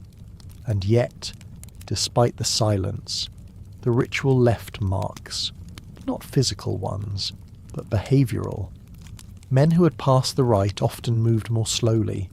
They kept their eyes down. They held their hands close to their bodies. Some looked at the priestess afterward with fear, others with reverence, but always with distance. The rite served its purpose. It broke the man, not in punishment, but in preparation. The ego was removed. What remained was a vessel, ready to carry incense, to interpret dreams, to enter temple space without carrying the stink of personal ambition. And once they had crossed that threshold, another awaited, a ritual with no priestess, no sketch, and no privacy at all. Only the young man, a mirror, and a sharp object he would have to wield against himself in silence. The priesthood required men to surrender their personal selves before touching sacred ground. But for those born into the royal family, the expectations reached deeper. While temple initiates were stripped of identity through ritual, princes were shaped from birth to serve one purpose. That purpose was not governance or warfare, it was a reproduction, not with whomever they desired, but with women who shared their blood. Among the highest mandates within the royal household was the continuation of divine lineage. The Pharaoh was not simply a ruler, he was the living embodiment of the gods, and because the gods were thought to marry their siblings, so too were royal heirs expected to look inward when seeking a mate. A sister, a half-sister, an aunt, a cousin born of the same sacred branch. These were not accidental unions. They were deliberate, orchestrated, and reinforced through law, myth, and architecture. Marriage between siblings in the royal family did not carry shame. It carried prestige. The closer the blood, the purer the line. To produce a child with a sister was considered the highest act of devotion to the divine order. These children were not seen as biological risks. They were seen as manifestations of perfection. Carved relief showed them seated beside their parents, tiny crowns resting on their heads. Inscriptions praised their eyes, their posture, their breath. They were not infants. They were symbols. The pressure to produce such a child often fell hardest on the firstborn male heir. From an early age, he was paired with one or more of his sisters. Their education included shared lessons, shared meals, and eventually shared quarters. The pairing was planned before either had reached maturity. Servants were instructed to monitor their interactions. Priests offered blessings the moment signs of affection appeared. Their first union was scheduled as part of a larger ritual, complete with offerings and chants. What makes this practice especially difficult to unpack is the sense of normalcy it carried within the royal court. The concept of incest, as understood today, simply did not apply. There were no taboos, no warnings, no hesitations. The sisters were prepared for their role just as the brothers were. It was not a question of preference, it was destiny. Compared to modern monarchies, where alliances are often built across families and regions, the Egyptian court turned inward, trusting no one outside the bloodline. Marriage to a foreign queen brought risk. Marriage to a commoner diluted the divine. The answer, repeated across generations, was to keep the circle closed. Of course, not every child born of these unions was healthy. The genetic consequences of repeated inbreeding began to manifest over time. Some royal offspring were born with visible deformities. Others died before reaching their first year.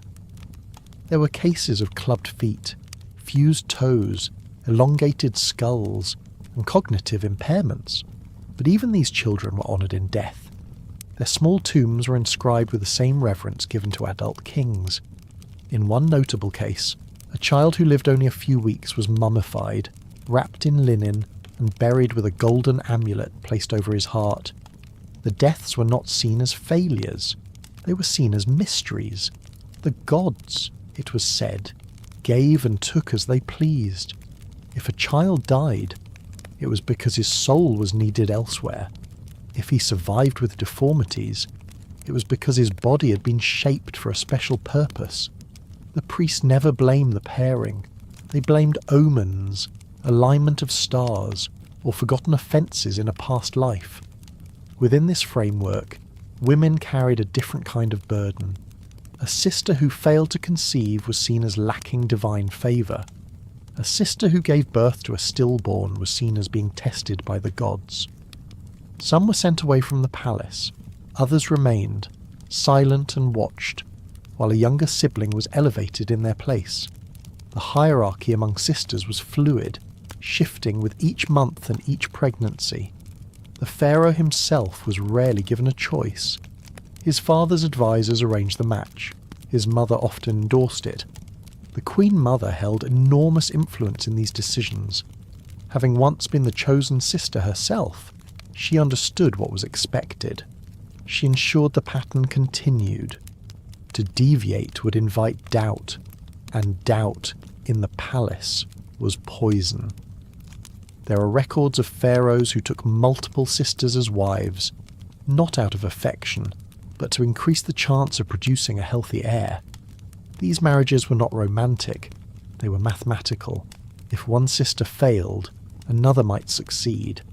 The women lived in adjacent quarters, their cycles were tracked, their diets are monitored, their dreams are recorded. The first sign of pregnancy was treated like a victory in battle. The children born of these unions grew up with a strange double status. They were adored, pampered, and praised, but they were also isolated. No playmates from outside the royal bloodline, no contact with the city beyond the palace walls. Their world was built of marble, linen, and silence. Every gesture they made was interpreted. Every word they spoke was recorded. They belonged not to their parents, but to the gods. What unsettles me most is how devotion to bloodline overrode even the instinct to protect one's child.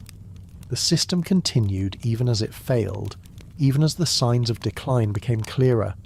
The architecture of power was so rigid that it could not bend, only break. And when it did break, the damage was often invisible. A king might rise with a hidden illness, a queen might miscarry in secret, a child might be buried without a name, but the practice continued. Not because it worked, but because it was believed to be sacred. Belief, in ancient Egypt, was more powerful than evidence. In rare cases, a pharaoh attempted to marry outside the family. These attempts were met with resistance.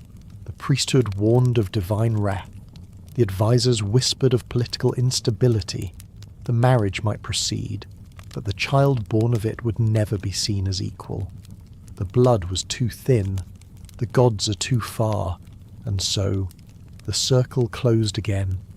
Brothers and sisters, uncles and nieces, cousins whose names mirrored each other.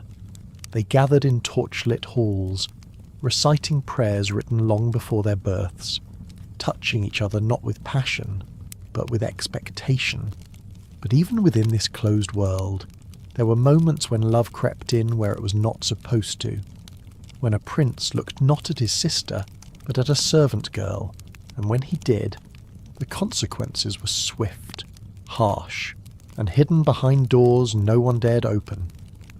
The sons born of sacred incest were raised with great care, watched constantly for signs of divine inheritance, but even birth into the royal bloodline was not enough. Before a pharaoh could take the throne, he had to pass through a series of spiritual tests. Some were visible, such as coronation rites and public offerings. Others took place in private chambers where symbols carried more weight than speech. Among the most mysterious of these was the ritual of gender inversion. To connect with the goddess Isis, some pharaohs were required to become her in form. The belief stemmed from the idea that true divine power required balance. Isis was the embodiment of femininity, magic, and life. Osiris, her brother and consort, represented death, order, and renewal. A pharaoh who ruled only as Osiris was considered incomplete. To fully claim the throne, he had to demonstrate that he could channel Isis as well, not by prayer alone, but by imitation, by transformation. The ritual was known within certain priestly circles as the unification of opposites. It involved more than adopting a symbolic posture. The pharaoh was dressed in full female attire, chosen specifically to mirror the depictions of Isis carved into temple walls. He wore a linen dress, embroidered with patterns of stars and lotus flowers. His chest was padded to create a feminine shape. His arms were adorned with bangles. His feet were painted red, a colour associated with sacred femininity. His face was painted in soft tones. Kohl outlined his eyes, and his lips were darkened with crushed carmine. A wig was fitted over his shaved head, its black strands oiled and perfumed. The transformation was not intended to mock or entertain. It was meant to erase the boundary between masculine and feminine, to allow the spirit of Isis to enter and dwell within the king's body. What makes this ritual so disorienting is the quiet precision with which it was carried out, as if divinity required costume and performance rather than lineage alone. The pharaoh, for a brief moment, became a vessel not of himself, but of the goddess he claimed to honour. His own identity was paused, compared to modern expressions of gender exploration, which are often personal and voluntary. This act was mandated by spiritual duty and enforced by a religious hierarchy. A king who refused the ritual was seen as unstable, too rigid, too incomplete to balance the throne. The crown required softness as well as strength. A failure to embody both was considered dangerous. Once dressed, the pharaoh was led into a darkened chamber. There, he was not alone. A male priest, also dressed in ceremonial attire, waited. But this priest did not serve as the dominant partner. He played the role of Osiris. The pharaoh, now in the role of Isis, was instructed to perform a symbolic union. The act did not always involve contact. Sometimes it was danced. Sometimes it was mimed with a series of choreographed movements. But in a few records, the union is described more directly, with physical touch, breath shared, and posture intertwined. The room was silent. A single drum beat guided the rhythm. The floor was covered in white cloth. Incense filled the air. The moment of union was marked by the lighting of a lamp, its flame rising quickly, then steadying. Once the ritual ended, the pharaoh stood alone while attendants removed each part of the costume piece by piece, as if peeling back the goddess to reveal the god beneath. He emerged changed, not in appearance, but in status. Now he had touched both sides of creation. He had ruled as Osiris and submitted as Isis. Only then could he sit on the throne and be recognized by the full temple order. This ritual, though hidden from the public, was considered one of the final tests of readiness. Without it, The balance of the principle of cosmic order could not be maintained. Some pharaohs embraced the role, others hesitated. Records suggest that one young king wept during the preparation. Another refused to be painted and was forced to kneel before the high priest in apology. His coronation was delayed until he agreed. These details were not recorded as a scandal. They were viewed as signs that the gods were still deciding. The garments used in this ritual were not reused. After the ceremony, they were burned or buried within the temple walls. Their purpose had been fulfilled. The pharaoh's body was then bathed in a mixture of milk and crushed pomegranate, a blend said to purify the soul and seal the transformation. No food was taken for the next 12 hours. The king fasted, not to show humility, but to prevent the earthly body from overwhelming the divine energy still present. The ritual was never spoken of publicly. Not even the queen was told. The high priest guarded the memory. The scribes who documented the act did so using coded symbols, a circle resting on a square, a lotus wrapped in a cobra, a man holding two mirrors. These images appear in temple scrolls with no explanation, but those within the priesthood understood. What fascinates me is how the identity of a ruler could be dissolved and rebuilt not through war or politics, but through fabric, colour, and silence. The ritual did not diminish the pharaoh's authority, it completed it. By playing both roles, he proved that he did not belong to himself. He belonged to the divine pattern. There is no modern equivalent to this. In today's world, rulers are expected to show certainty, dominance, and control. But the Egyptian system asked for surrender, for ambiguity, for the ability to dissolve and reform without resistance. The throne was not a place for clarity, it was a place for balance. The memory of the ritual faded with time. Later dynasties simplified the coronation process. The costumes disappeared, the symbolic unions were reduced to prayers. But within the deep vaults of older temples, traces remain. Carvings of male figures and gowns. Paintings of pharaohs with both masculine and feminine markings. Eyes outlined not in dominance, but in softness. And just beyond the painted walls, another tradition held firm, one that cared less for symbolism and more for blood. A ritual that took place not in silk-lined chambers, but in underground crypts, where the only light came from oil and the only sound came from lips pressed shut. After the ritual of gender inversion affirmed the pharaoh's balance between strength and submission, there remained one final realm to confront before full sacred authority could be claimed. That realm was death.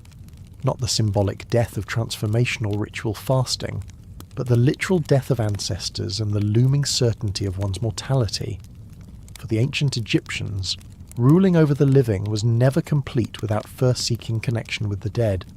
And to do that, the pharaoh had to descend, not in metaphor, in flesh. There existed a rite known only to a select few within the priesthood. It did not appear in public scrolls or temple murals. It was conducted underground, in a sealed space carved from stone, surrounded by images of jackals, serpents, and winged figures bearing knives. This ritual was called the Descent of the Breath, and at its centre was a sexual act carried out not in a palace chamber, but in a tomb. The pharaoh, accompanied by 2 or 3 high priests, would be led into a newly consecrated burial chamber late at night. No torches were used, only small oil lamps, their flames low and flickering. The tomb was not his own. It belonged to a former ruler, sometimes a father, sometimes a symbolic ancestor selected by the temple. The air inside was heavy with dust, minerals, and the sharp scent of old incense. Waiting in the chamber was a woman, already positioned near the centre of the stone floor. She wore no clothing. Her body had been prepared earlier that day with oils and herbs designed to slow her breathing and dull her senses. She had fasted, bathed, and remained in silence. Her eyes were lined with charcoal. Her lips bore the colour of ochre. Around her neck hung a single amulet carved in the shape of a scarab. She was not a concubine or a priestess in the traditional sense. Her role was specific to this ritual. She had been selected for her ability to remain still, to control her voice, to weep without sound. She was the human echo in a chamber full of stone. The act itself began with a chant, not loud, not spoken in rhythm. A single phrase repeated 3 times, then silence. The pharaoh lowered himself to the ground. His skin had been painted with ash and crushed malachite. He did not wear his crown. He did not speak. He touched the woman's shoulders, then her chest, then her stomach. Each touch corresponded to a specific line from the Book of Hidden Breath, a text known only to temple archivists. Then came the joining, not rushed, not theatrical. The purpose was not climax. It was sound.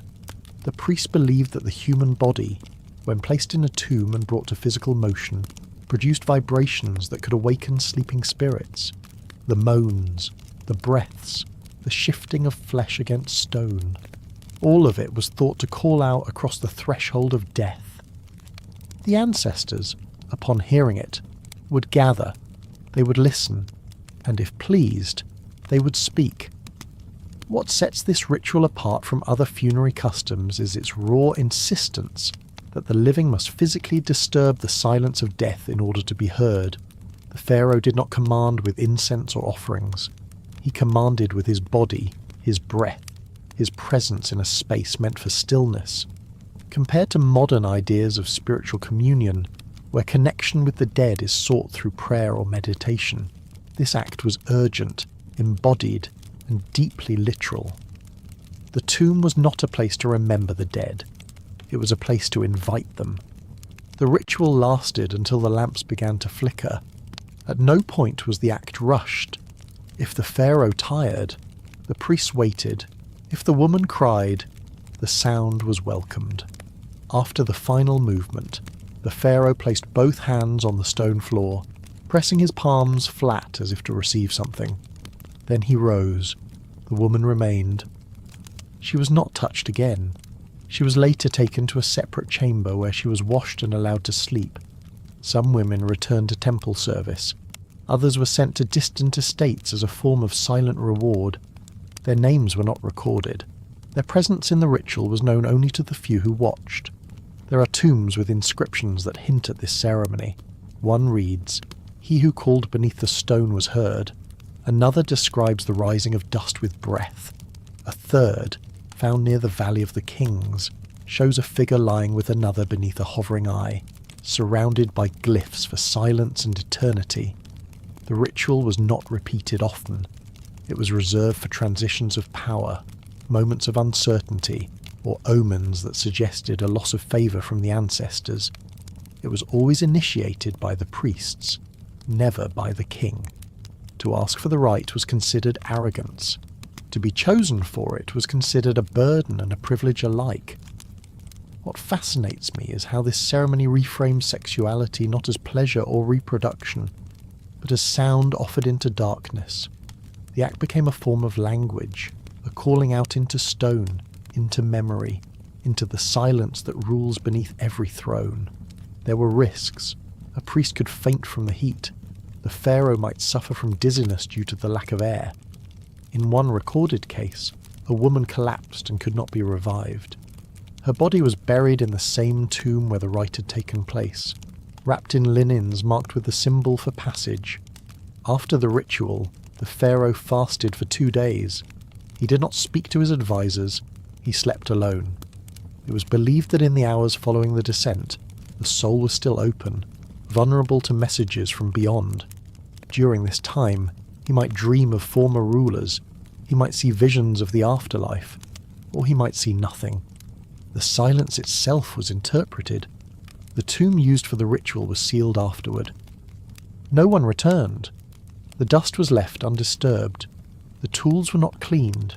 The memory of the rite lived only in the breath that had echoed within its walls, and above that sealed chamber, the court returned to its daily rhythm. Servants lit lamps, dancers rehearsed, scribes recorded royal decrees, but somewhere, deep beneath, a voice had been released. Whether it had been heard or not, no one could say. Elsewhere in the temple grounds, another practice waited, not beneath the ground, but high within the sacred towers. There, a different kind of union was being prepared, one where power was not spoken, but exchanged without words, and the offering came not from the king, but from those who sought to rule beside him.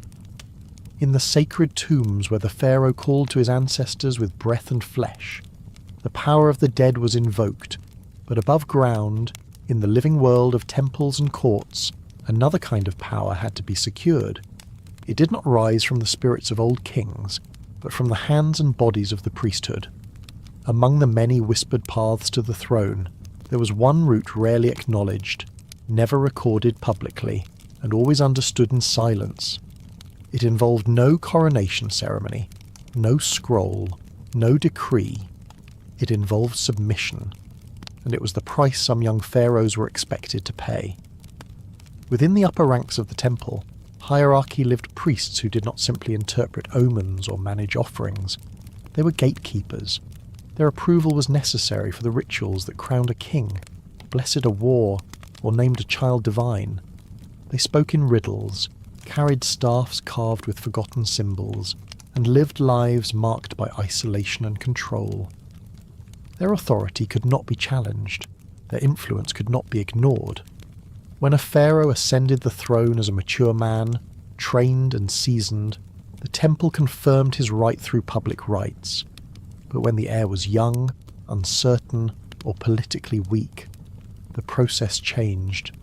A private ritual was introduced, not discussed openly, not written in the coronation records. It was known among senior clergy and certain court advisors. It was called the passing of presence. The ceremony, if it can be called that, took place in a sacred room beneath the inner temple. It was lit by a single oil lamp, placed on a high shelf, casting long shadows on the wall. The young pharaoh, newly anointed but not yet confirmed, was brought in under the cover of night. He had been told to fast, to remain silent, and to prepare himself to receive guidance. Waiting in the room was a senior priest, older, always male, and considered by the temple to be a vessel of accumulated divine energy. His role was not ceremonial, it was physical. Through an act of intimacy, it was believed that spiritual authority could be transferred. The king would receive not just instruction, but power, not just approval, but inheritance. What makes this ritual deeply unsettling is the complete inversion of the public royal image. In every visible context, the pharaoh ruled. In this room, he submitted. He did not speak. He did not command. He lay down and waited. The priest approached without hesitation. The act was carried out slowly, without cruelty, but without tenderness. It was not intended to please. It was intended to complete a cycle. Compared to modern systems of political succession, which emphasize birthright and legality, this ancient belief introduced physical dependence as a condition of authority. The king's legitimacy was not born in a bloodline alone. It had to be activated by touch. And that touch came from someone older, someone spiritually anchored, someone above earthly rank. There were no scribes in the room, no observers, only the two participants and the lamp. When the act ended, the priest placed his hand on the pharaoh's chest and whispered a line from a temple hymn. The flame was extinguished. The king rose, dressed again in silence, and was led to the next stage of his public initiation. The ritual was not repeated. It was a one-time act, a transfer. Afterward, the priest returned to seclusion. He did not boast. He did not appear in court, but his name might be mentioned later in royal prayers. His influence would linger in quiet decisions, in dreams described to the High Council, in moments when the young king hesitated before speaking. For those within the temple, the ritual was not abuse. It was a function. The human body was a vessel. The spirit, like oil, had to be poured. And just as oil required a container, Power required flesh. The king received, the priest released. Balance was maintained. But outside that chamber, the whispers began. Servants caught fragments of conversation. Advisors noticed which priests were elevated afterward. Some queens grew suspicious when their sons returned from temple grounds quieter than before. But no one spoke openly. To question the ritual was to question the foundation of sacred rule. What troubles me most is the way silence became a form of participation. Everyone knew. No one admitted. The truth hovered around every coronation like the scent of incense that never fully faded, and those who had gone through the rite recognized it in each other. A certain glance, a certain stillness, a shared awareness that something had been given away to gain what could never be taken by force. There are no texts that describe this ritual directly, but certain temple walls contain symbols that, when arranged, suggest the act. A young falcon resting below a lion, a hand reaching behind a throne, a reed bent over a bowl.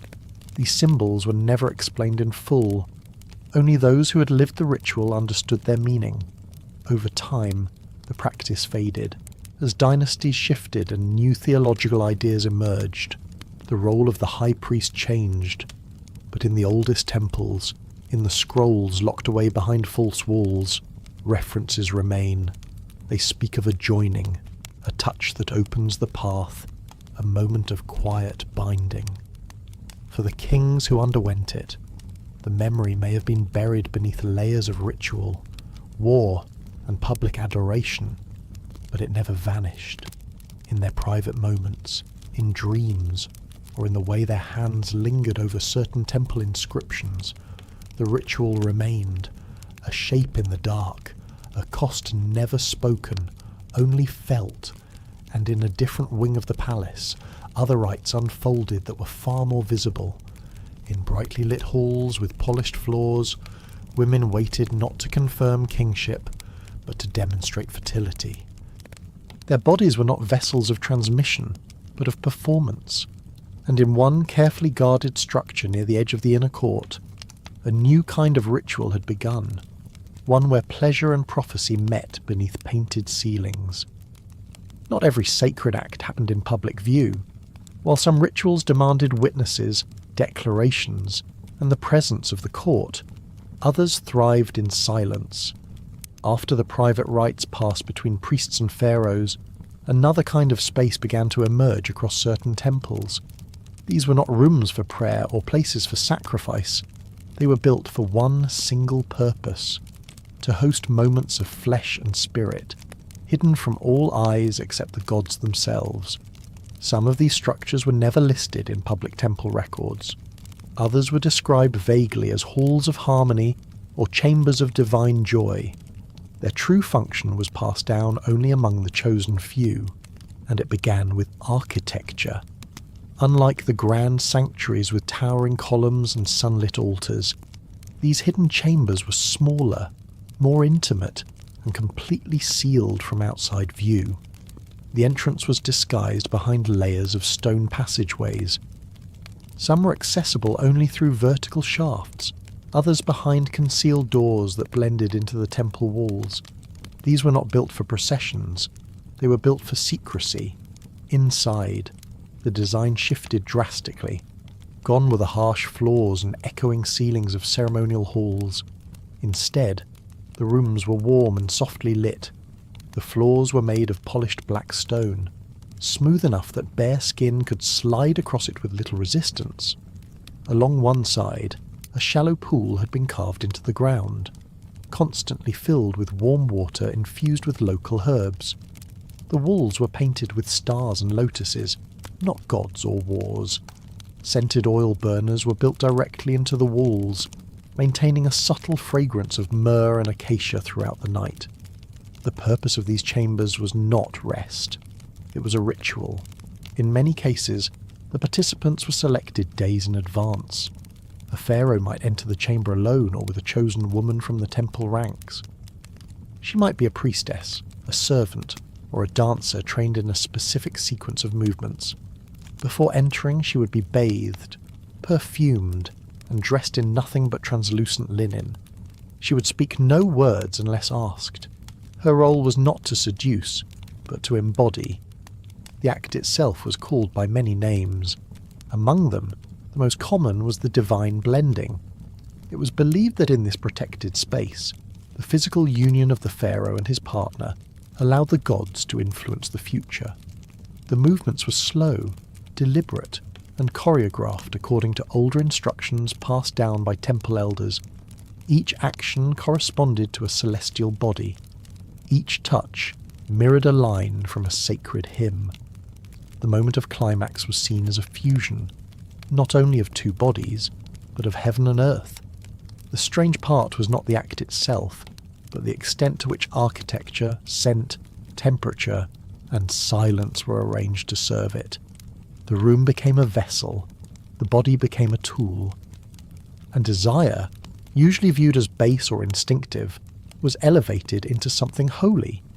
The pharaoh was expected not only to perform, but to be transformed during the act. In modern terms, this was not a bedroom. It was a sacred performance space built around intimacy. The difference between comfort and ceremony was erased. There was no bed, there were no sheets, only the pool, the stone, and the oils. The body had to adapt, the mind had to empty. The ritual had to flow without hesitation. The temple officials who maintained these rooms were specially trained. They were not guards, but keepers of purity. They cleaned the floors with vinegar and rose water after each use. They refilled the oil lamps. They replaced the herbs in the water basin. But they never stayed during the act.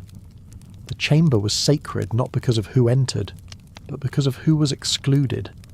Only a small number of temples were known to have such rooms. Most were attached to major cults, like those of Hathor, Isis, or Amun. The rooms were often near the rear of the temple, closest to the innermost sanctum. In some cases, they shared a wall with the statue of the god, separated by a thin veil of stone or wood. This was intentional. The belief was that the sounds, the heat, and the energy of the ritual would pass through and awaken the god. Over time, these chambers gained a reputation. Some were said to bestow fertility on any couple who used them. Others were believed to cure impotence or despair. A few were rumoured to house hidden inscriptions that only revealed themselves in candlelight after the act was complete. But all of them shared one rule. No one without temple authority could enter. Violation of this rule was punishable not by public trial, but by spiritual exile. The person would be banned from temple grounds, denied burial rites, and cut off from the gods forever. For pharaohs, these chambers offered something rare. A place to be vulnerable without consequence. A place where divine roles could be explored, even reversed. Some kings chose to lie still and let the priestess perform every motion. Others preferred to lead, reciting sacred lines while touching certain points on the body in sequence. Regardless of style, the goal was not pleasure, it was alignment. The body had to mirror the stars, the soul had to open. What strikes me is how much trust was placed in stone and silence. These rooms did not speak, but they remembered. Each footstep left a trace of oil. Each breath changed the air. Over time, the stones absorbed more memory than the scrolls, and yet no records exist describing the rituals in detail. Everything was felt. Nothing was written. Occasionally, fragments of this practice appear in later texts. A line in a temple hymn speaks of the harmony of two lights touching in darkness. A symbol etched into a pool's edge resembles the joined hands of a god and mortal. These hints survive not as evidence but as echoes, enough to suggest, never enough to confirm. In some rare cases, travellers or foreign scribes wrote of rumours surrounding the pharaoh's hidden rooms. They were dismissed as fantasy, or worse, heresy. But the consistency of these whispers across centuries suggests something deeper. These were not isolated rumours, they were memories, preserved by those who dared to speak them aloud. Eventually, as new religions took hold and temples were abandoned, Many of these chambers were sealed, some were filled with sand to prevent entry, others were hidden beneath renovations. A few may still exist, untouched beneath ruined walls, holding the scent of oil and the echo of breath, waiting for someone to understand what they were meant to hold. And while these chambers explored the union of body and divine in private, a different tradition was unfolding in the heart of the palace. This time, it was not the king or the priestess at the centre. It was a queen, and she held something even more dangerous than desire. She held the blood that bound gods to rulers. The hidden chambers may have faded into silence, but their spirit did not vanish. It simply moved. When the living body was no longer present to perform the rites, the Egyptians found another vessel, one that could travel into the next world, one that could hold images, memory, and desire at once. That vessel was the coffin, and it did far more than protect the remains of the dead.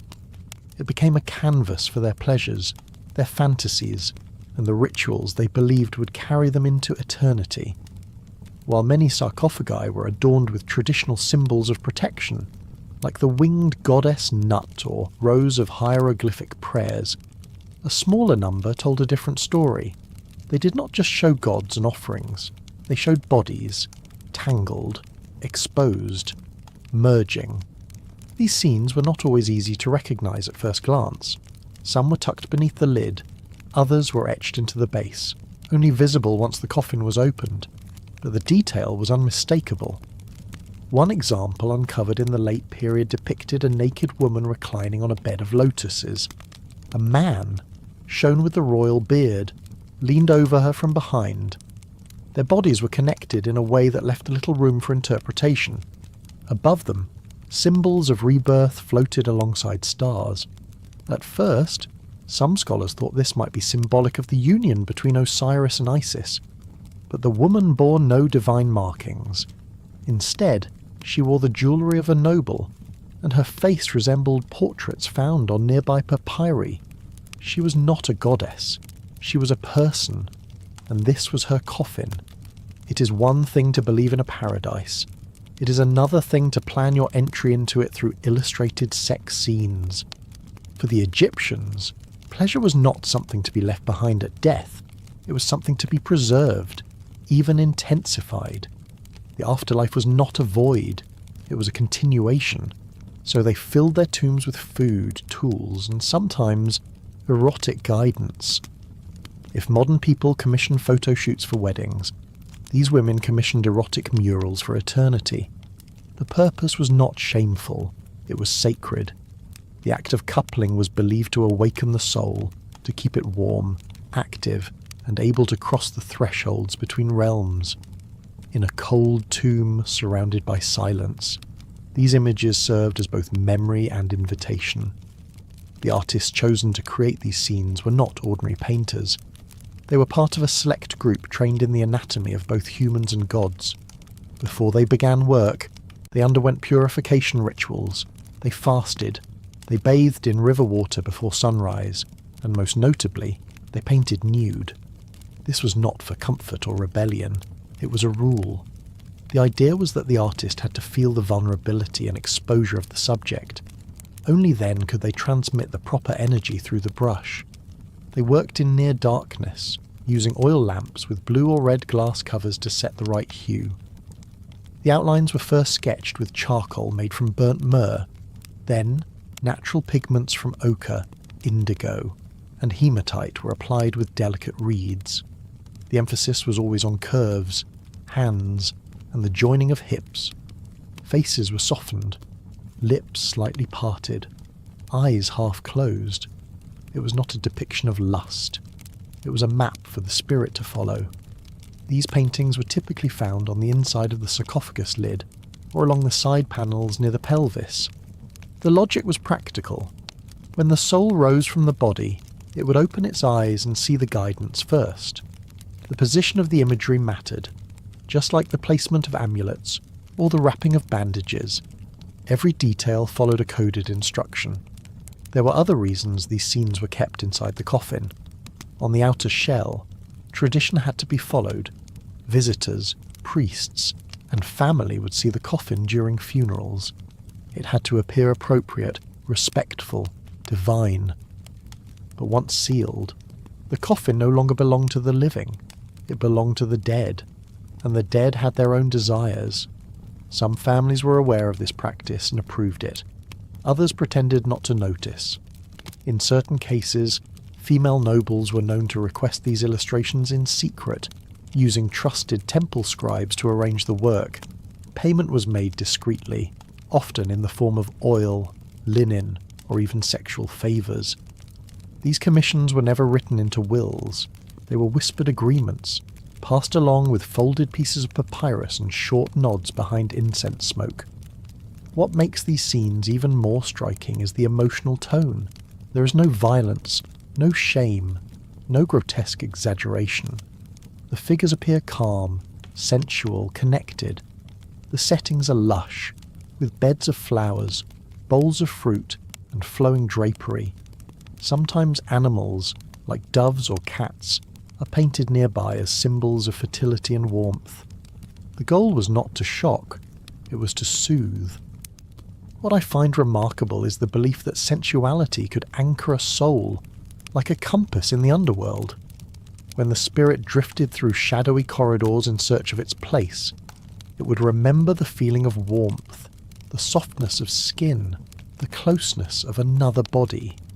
The illustration would remind them that pleasure was not a thing of the past. It was a promise waiting to be fulfilled again. Some tombs even included smaller stone tablets with similar images, placed near the feet or genitals of the mummy. These were sometimes referred to as heat tokens or passion markers. They were not signed. They bore no text, just a carving of two people joining, usually with one hand resting on the other's chest. It was enough. Over time, as foreign rulers took over Egypt and religious views changed, these erotic depictions were either erased or buried deeper within the tombs. Later, archaeologists sometimes misinterpreted them as decoration, or dismissed them as fantasies added by later looters.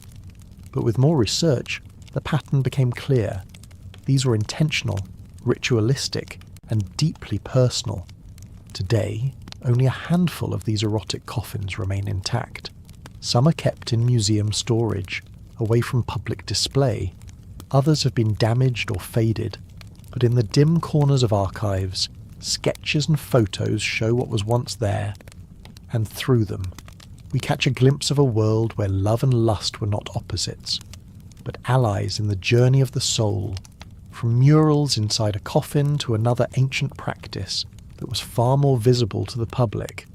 The next chapter of pharaonic sexuality unfolded on a different stage. This time, it involved young men, royal lineage, and a ritual that still confuses historians to this day. When the carvings on coffins were not enough, and the painted scenes began to fade in the dark, some Egyptian women chose a more intimate form of preparation for the afterlife. They did not rely on images or symbols placed around them.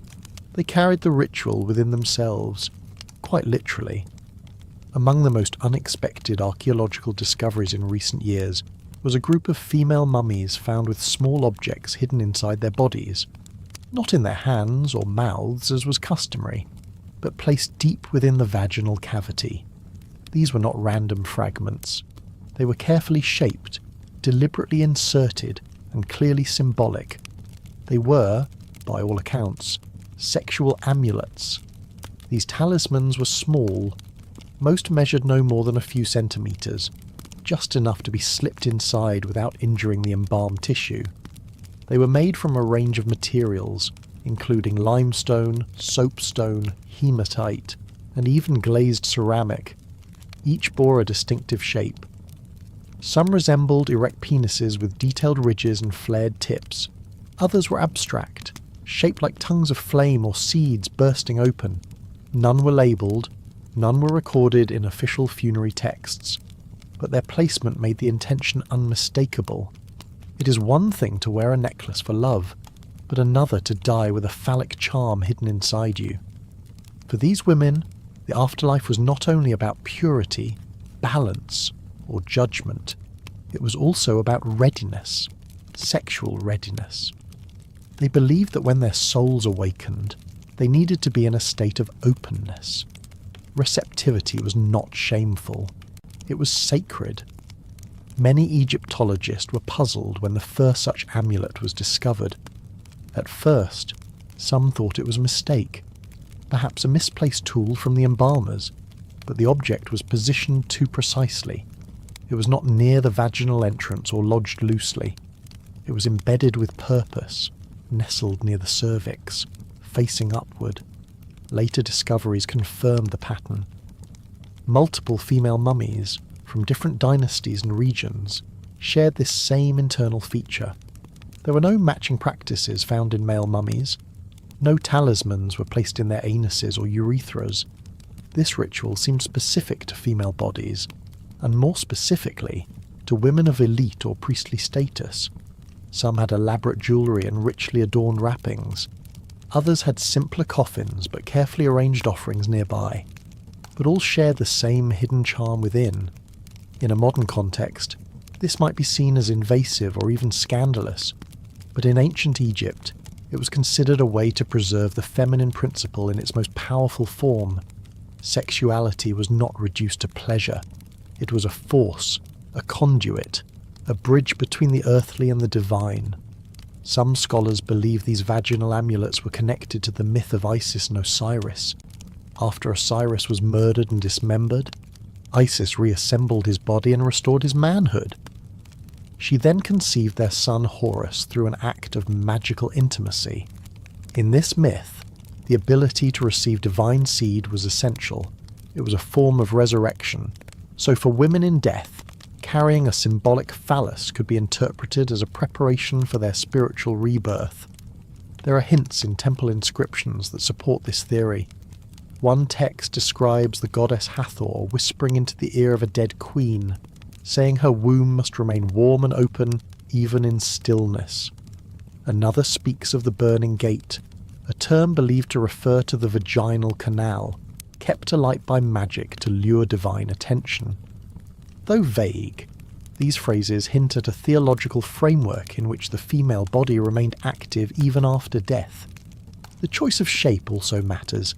The phallic charms were not crude. They were smooth, often polished, and occasionally painted with faint traces of red ochre, symbolizing vitality. Those shaped like flames or petals may have been intended to symbolize the moment of arousal, the cusp between form and energy. They were not meant to represent literal acts, but symbolic readiness. The embalmers who placed these charms likely did so in secrecy. The act was not listed among the standard steps of mummification. It was perhaps carried out at night, in the final hours before sealing the coffin. The charm would be wrapped in a thin layer of linen soaked in resin, then gently inserted using a tool or by hand. The linen acted as both a casing and a spiritual purifier. These amulets were not discussed in funerary manuals or depicted on tomb walls. They were personal, a final private choice made by the deceased or her closest attendants. In some cases, the charm was accompanied by a folded piece of papyrus tucked under the pelvis, containing symbols or short invocations, but most were left unmarked, left to speak only through form. What I find most haunting is the idea that someone, in full knowledge of death, asked to be buried with a symbol of desire still glowing inside her. She did not want to be remembered only for her lineage or titles. She wanted her final act to be one of sensual anticipation. The presence of these charms has sparked controversy in modern scholarship. Some museums refuse to display them. Others hide them in storage, labelling them vaguely as ritual items. But the truth remains clear. These were not random. They were a message, a declaration, a whisper from the dead that the body, even in decay, held meaning far beyond function. There is no indication that these charms were considered immoral or profane. The opposite may be true. Their secrecy did not come from shame, but from sacredness. Like many of Egypt's most powerful rites, they were hidden not to conceal sin, but to protect mystery. Today, forensic imaging has allowed researchers to detect such amulets without disturbing the wrappings. In one case, A woman buried near Thebes was found with not one but 3 charms inside her body, arranged in a triangle. No explanation was given, but the symbolism remains open to wonder. As we move forward through these strange and intimate practices, the next one reveals how far the obsession with sexual power could go. It was not enough to preserve desire. For some, the body of the pharaoh himself had to become the object of sacred attention, even after death. There were ceremonies so private they left no inscriptions. Others were so shocking that they were only whispered about in the corridors of broken temples. But the ritual known as the awakening of the fire god managed to exist in both shadows and memory. It was one of the rarest events in the sacred calendar, not celebrated annually, not even once in a generation. It was only performed when a great silence fell over the temple's inner sanctum, when a statue lost its warmth, when the stone was no longer alive. That was when the priest declared that the fire god had gone to sleep, and he needed to be awakened with ecstasy. The preparations for this ceremony were slow and deliberate. It began with isolation. The chosen participants were kept apart for 3 days. No talking, no touching. They were fed honeyed dates and bitter herbs to cleanse the body. Water infused with blue lotus was poured over their heads in the morning. No one told them what would happen. Only the high priest and a handful of temple scribes knew the full sequence. For most, their bodies would speak before their minds understood. At sunset on the 4th day, the initiates were brought to the sanctum. They entered single file, eyes down, feet bare. Their garments were removed one by one. Each layer was taken as a layer of the self, a surrender. By the time they reached the inner chamber, no cloth remained. The floor was covered in smooth black stone, warmed from below by hidden channels of fire. In the centre stood a massive statue carved from meteoric iron. It was said to contain the essence of a fallen star, cold to the touch, always asleep. The goal of the ceremony was simple in theory. Pleasure would awaken the divine, but the execution was anything but simple. Participants were instructed to lie down on the warm stone floor and begin touching each other, not with violence, not with urgency, but with a rhythm that echoed the breath of creation. Moans, sighs, and the scent of sweat would fill the air. They were told not to look at the statue.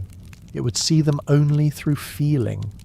As arousal grew, the priests circled the room, whispering chants and sprinkling crushed cinnamon and resin onto the fire ducts. Imagine being asked to lie naked in a temple, surrounded by strangers, all expected to climax as an offering to a god made of rock. That was the burden of the chosen. But it was also their honour. The orgy was not chaotic. It had rules. Participants had to rotate partners every time the flame beneath the statue shifted colour. The goal was not individual release, but collective transcendence. It was said that when enough bodies achieved simultaneous pleasure, the god would stir.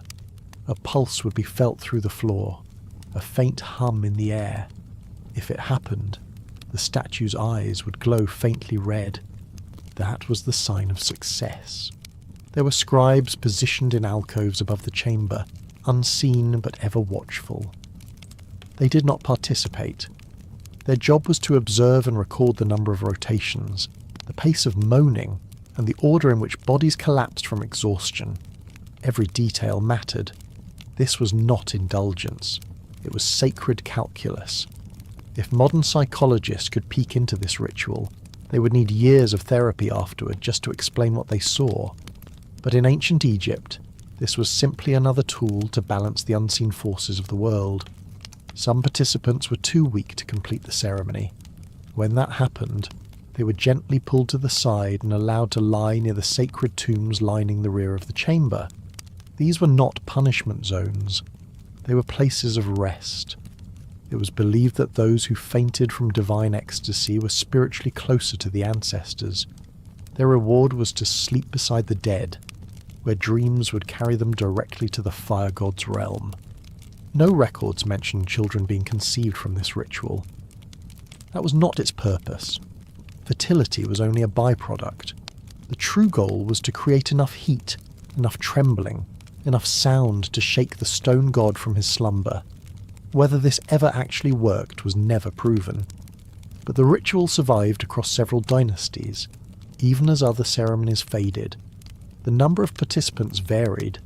Some ceremonies included only a dozen, others had close to 100. All were chosen based on astrological signs, bloodline, and sensitivity to perfumes. It was believed that those who responded quickly to scent were more attuned to spiritual vibration. There were risks. Fainting was common. Some suffered burns from the heated floor, a few dislocated joints or torn ligaments in the frenzy. But no one was allowed to stop until the priest declared the ritual complete. Once done, the floor was washed with rose water and salt. Participants were wrapped in white linen, given lotus wine, and led outside before sunrise. They were forbidden to speak of what they had seen or felt for 3 moons. Some historians speculate that the entire ritual was less about awakening a statue and more about maintaining loyalty, a way for the priesthood to bind people together in shared vulnerability.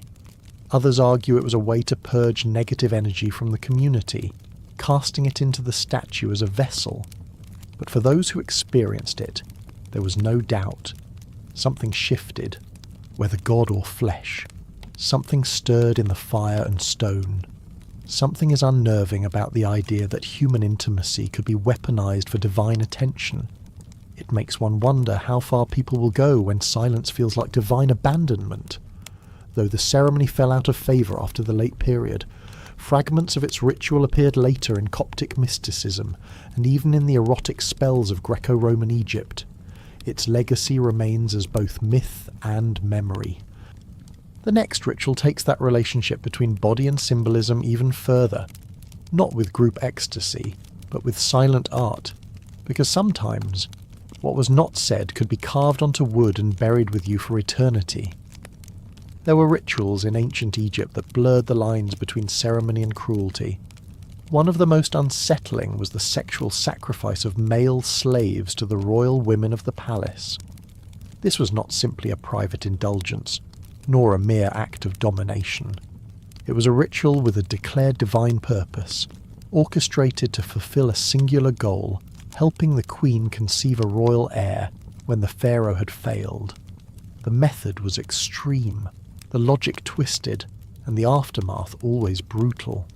The process began long before the ritual itself, within the ranks of the palace slaves.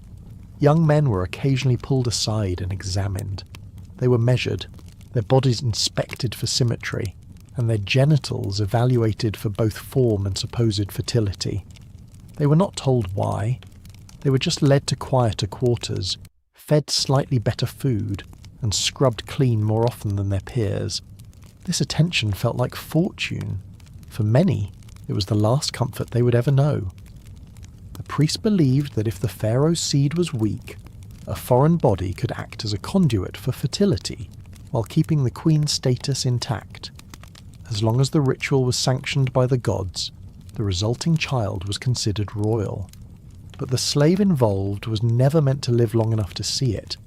On the day of the ritual, the chosen slave was awakened before sunrise. His body was washed in sacred oils and dusted with powdered amber. He was given a small amount of date wine, enough to dull awareness but not to intoxicate.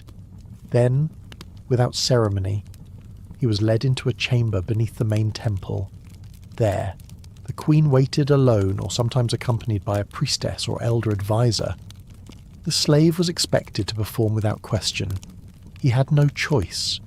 His hands were often bound with silk cords, not to restrain but to symbolize surrender. Only in ancient Egypt could sexual exploitation be rebranded as a sacred state function. The queen was said to absorb the vitality of the offering through the act. It was believed that the breath, sweat, and essence of a man condemned to die held powerful energy. After the act, there was no pause for gratitude. The priest entered again, and the ritual moved to its next phase. In most cases, the slave was immediately taken to another chamber and executed. Sometimes it was by strangulation with a ceremonial cloth. Other times, by bleeding, or in rare cases, by being buried alive beneath the queen's chamber as a living sacrifice. The chosen method varied according to the priesthood's interpretation of the signs that day. What followed was perhaps even more disturbing. In some instances, the genitalia of the slave were preserved, painted with gold, and placed in small shrines as symbols of divine potency. These objects were not hidden. They were shown to guests as proof of the queen's link to fertility magic. The slave's death was not a secret. It was a required conclusion. The women of the court were told to avert their eyes if they did not wish to see. Yet many watched. Some believed the act transferred spiritual power to the queen.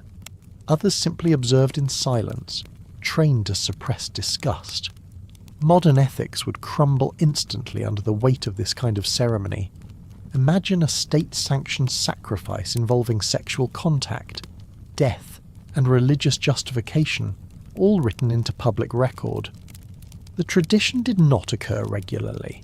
It was invoked only during crises when the pharaoh grew old and infertile, when a queen had miscarried more than once, or when political rivals questioned the legitimacy of a royal child. In these cases, the priesthood intervened, not to condemn or reform, but to supervise. They did not question the morality of the act. They only ensured its effectiveness. Some of the queens involved became infamous in temple records. One in particular was said to have performed this rite more than 3 times during her reign. It was whispered that her son, a powerful ruler in his own time, was born of such a union. The slave's name was never recorded. The psychological effects on the royal women were not discussed in official texts. There was no room for sorrow, guilt, or hesitation. The queen was the vessel of the nation's future. Her body belonged to Egypt, not to herself, and so did the lives taken for her fertility. Reading these records, I can't help but feel a strange mixture of awe and revulsion. The devotion to symbolism is breathtaking, but the human cost is impossible to ignore. The chamber where the rituals occurred has never been found intact, but fragments of ivory carvings and hieroglyphs suggest it was adorned with stars, serpents, and depictions of Hathor, the goddess of love and motherhood. A disturbing irony, considering what took place there. There were moments when the ritual was interrupted. In one recorded instance, a slave managed to scream during the process. The priesthood interpreted it as a bad omen. The queen was isolated for 7 days, the chamber cleansed with vinegar and myrrh, and the body of the slave burned instead of buried. No further rituals were allowed that year. By the late New Kingdom, the practice declined. Not because of compassion, but because more queens began turning to sacred objects, incense rituals, and fertility amulets instead. The priesthood shifted its focus to spiritual energy rather than physical acts. Still, mentions of the offering of flesh appear sporadically in temple margins, always with reverence, never with shame. The fact that such a practice could exist within one of the world's most sophisticated civilizations speaks volumes about the complexity of power, gender, and belief. It reminds us that cruelty and sanctity often wore the same mask. What became of the bodies of those sacrificed is still debated. Some say they were burned and scattered. Others believe they were entombed beneath temple floors, hidden from history but never truly gone. The next ritual takes us into even more forbidden territory.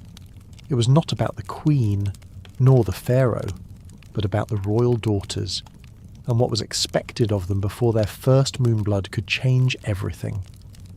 In the dim inner sanctums of ancient Egyptian temples, where few outsiders were ever allowed, there existed rituals involving objects more peculiar than most can imagine.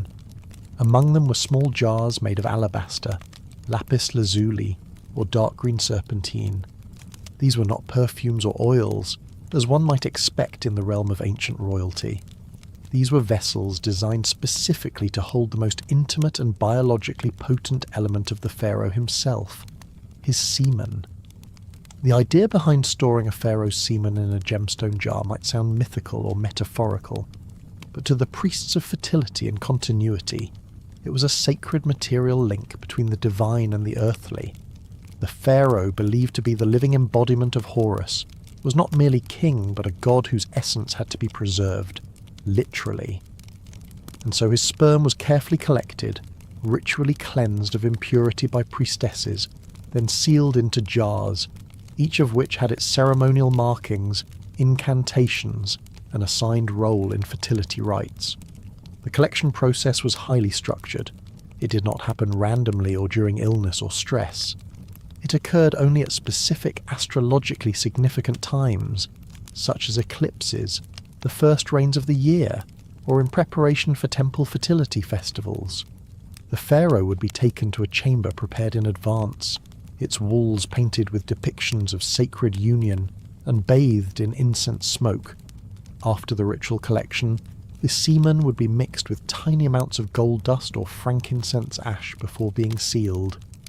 These jars were then stored in the House of Life, a sacred part of the temple complex where only high-ranking clergy could enter. Some were placed beside the statue of Isis or Osiris, linking the royal essence with deities associated with rebirth, agriculture, and the afterlife. Others were stored in underground niches where temperature and moisture were controlled by natural architecture, a primitive but surprisingly effective form of preservation. Only in ancient Egypt could something as private as semen be granted the same reverence as a royal scepter. The jars were not left to gather dust. They were frequently used in fertility rites, especially when the pharaoh was aging or had no male heir. In such cases, the preserved semen was believed to retain its divine potency, and could be used in ceremonies where a surrogate or even the queen herself would symbolically receive the seed through ritual gestures. There is even some evidence, though sparse, suggesting the substance was mixed with spring water and given to virgin priestesses to drink, under the belief that it would bless their wombs and preserve the divine bloodline. To modern minds, the entire concept may feel more like a myth from a surreal novel than a real state ritual. But fragments of temple logs and illustrations on ceremonial papyrus point to such practices. Scenes of jars being placed at the feet of god statues, of priestesses chanting over vessels wrapped in gold-threaded linen, and of women bowing before altars where these jars sat, appear across several temple sites. In some tombs, these jars were even buried with the pharaoh, placed near his chest or between his feet. They were thought to provide him with potency in the afterlife. The journey beyond death was imagined as a continuation of earthly roles, and a pharaoh without reproductive power in the next world would be considered incomplete. Therefore, his own preserved essence became part of his funerary toolkit. It's not unlike modern sperm banks, except ours are kept in sterile labs while theirs were surrounded by chants, oil lamps, and statues of jackal-headed gods. There were rules, of course. Not just any moment or mood was acceptable for extraction. Priests often consulted celestial omens before scheduling the ritual. The jars themselves had to be shaped in specific ways, sometimes with pointed bottoms meant to be embedded into temple floors, anchoring the essence to sacred ground. Others were hourglass-shaped, representing the cycle of fertility and time. Occasionally, jars would be intentionally broken. This was done during offerings meant to awaken or energize the fertility of the land. The logic followed that by symbolically releasing the pharaoh's divine seed into the earth, the soil would become more productive. Ceremonies timed with Nile flooding sometimes involved pouring the jar's contents, whether real or symbolic, into the riverbanks to bless the waters. Not all priests agreed on the literal interpretation. Some considered the semen in the jar to be a metaphor, a sacred substance prepared through alchemical means to resemble royal seed. But the written records rarely draw such distinctions, and the reverence with which the jars were handled suggests the belief was not just symbolic. Over time, the practice evolved. In later dynasties, some jars began including not only semen but also hair clippings, nail fragments, and blood droplets from the pharaoh. These additions were thought to concentrate his power. There was a brief period when some jars were blessed and given as amulets to temple dancers or priestesses. a dangerous mingling of ritual and daily life that was eventually banned. Reading about these rituals, I find myself equally fascinated and disturbed. The degree to which bodily fluids were ritualized says as much about their theology as it does about their understanding of power. Even today, in museum archives across Europe and Egypt, curators occasionally discover small jars with inscriptions indicating such sacred uses. Their contents long since dried or lost, but their purpose is still evident in the markings. Some are stored in special rooms, rarely displayed to the public, not because of shame, but because few would understand what they are seeing. The pharaoh was not just a ruler of men, but a ruler of meaning. His body, his desires, and his essence were all tools of the state, directed not by whim but by religious expectations centuries in the making. And even after death, his physical remains were managed like state property. What's more astonishing is how these ideas extended beyond the pharaoh. In the next part, we'll look at how some royal daughters were trained from early childhood to participate in similar rituals, not as passive figures, but as active preservers of the divine cycle. Tucked deep inside sealed temple chambers and private archives, there existed a type of papyrus that few eyes were ever meant to see. These were not royal decrees or lists of grain offerings. These were instructional scrolls, hand-drawn in ink made from soot and wine. They depicted human bodies entangled in precise acts of intercourse. Unlike the stylized depictions found in tomb art or temple murals, these illustrations were uncomfortably realistic. Limbs curved with tension.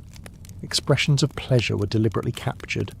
Positions were varied, and many scenes were accompanied by annotations describing motion, rhythm, and purpose. These scrolls were part of a body of knowledge known as ritual erotica. In the context of ancient Egyptian beliefs, sex was not merely for procreation or pleasure. It was a tool of divine alignment, a mechanism to restore cosmic balance, and sometimes a medical solution. Among couples who could not conceive, especially those of noble or priestly class, these scrolls were brought out not for entertainment, but instruction. The acts shown were believed to replicate the original unions between gods and goddesses. By mimicking them exactly, couples could supposedly unlock blocked fertility channels or realign their energies with sacred rhythms. Only high priests and priestesses were allowed to handle these scrolls. They were stored in locked wooden cabinets, usually painted black and marked with hieroglyphs that warned of desecration. The penalty for a commoner glimpsing one of these drawings was severe. Even palace guards who transported the scrolls had to keep their eyes down and their hands gloved. This secrecy was not because the scrolls were considered shameful, but because they were considered powerful. The idea was that only the spiritually prepared could endure their energy without harm. Leave it to ancient Egypt to turn porn into a sacred state-sponsored education program. Most scrolls were brought out during a ritual known as the alignment of the flame, performed on certain moonless nights. During this ceremony, barren couples were taken into a specially prepared chamber. The room was cleansed with smoke, lit with flickering oil lamps, and adorned with painted symbols of lotus, ankh, and scarab.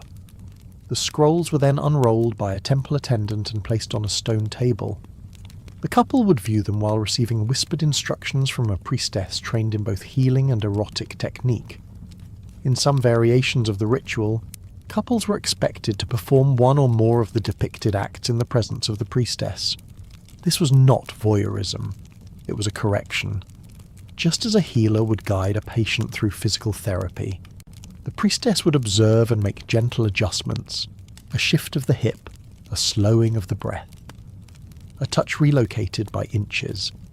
The belief was that improper technique could block the flow of life energy, while properly aligned bodies would invite conception as a natural consequence. These teachings extended beyond infertile couples. In temples dedicated to Hathor or Isis, selected temple dancers were also taught using these scrolls. The goal was not seduction, but resonance. Their movements were choreographed to echo the sacred unions, forming a kind of living sculpture of fertility. During certain public festivals, these dancers would perform symbolic movements drawn from the scrolls, though no one in the crowd knew the full meaning behind the gestures. What shocks modern readers is not simply the presence of erotic material, but the clinical detail. Positions were drawn from multiple angles. Notes included recommended durations, breathing patterns, and even dietary guidelines for the days leading up to ritual intercourse. Some scrolls suggested specific times of day and moon phases for each act. Others warned against excessive passion, claiming it could deplete the man's divine energy or confuse the womb. It is not unlike today's fertility clinics handing couples a brochure, except theirs involved oil lamps, guarded doors, and priests holding chalk. Over the centuries, some scrolls were lost, damaged by fire or theft. Others were intentionally destroyed during periods of moral reform when later dynasties sought to erase what they saw as indulgent or outdated. But a few survived. In recent decades, fragments have surfaced in archaeological digs, mostly near Thebes and Saqqara. Museums often classify them under coded categories like domestic life or medicinal illustration. Yet the context, once decoded, leaves little doubt about their purpose. For modern Egyptologists, these scrolls are challenging to interpret. Not because they are ambiguous, but because the modern lens sees eroticism as private, while the ancient one saw it as divine choreography. What we might blush at, the ancients might have knelt before, and what they feared, improper technique, misaligned bodies, sterile unions, we often dismiss as superstition. But for them, sex was not just a biological act. It was a prayer made with the body, and each movement was a line in that prayer. I find it strangely grounding that such rituals existed. It reminds me that throughout history, people have always tried to bring order to the mysteries of life in ways that reflect their time, their fears, and their hopes. The guards who once stood outside those ritual chambers are long gone. The couples who stared at those scrolls by lamplight never knew their most intimate moments would one day be discussed in academic circles. The scribes who drew those curved limbs and open mouths could not have imagined tourists peering at their work through museum glass. And yet here we are, still wondering what it all meant, still shocked by how far belief could carry the body. The story of ancient Egyptian sexuality is not just about strange practices. It is about how every part of human life, even the most private, was turned into a tool of power, worship, and healing. Pharaohs offered their bodies to the gods. Priestesses directed pleasure with the precision of a mathematician, and couples, desperate for a child, were told to mimic drawings no one else was allowed to see. So we end here, where ink met skin, where ritual met desire, where temples guarded not just treasure but knowledge too strange for the public. It is a reminder that in the ancient world, no boundary between sacred and physical was truly fixed. Everything touched everything else. Tonight, close your eyes not just on a strange history, but on the quiet truth behind it, that even in a world ruled by gods and gold, it was still human longing that shaped the rituals we now find so bizarre. Sleep well, and may your dreams be a little stranger tonight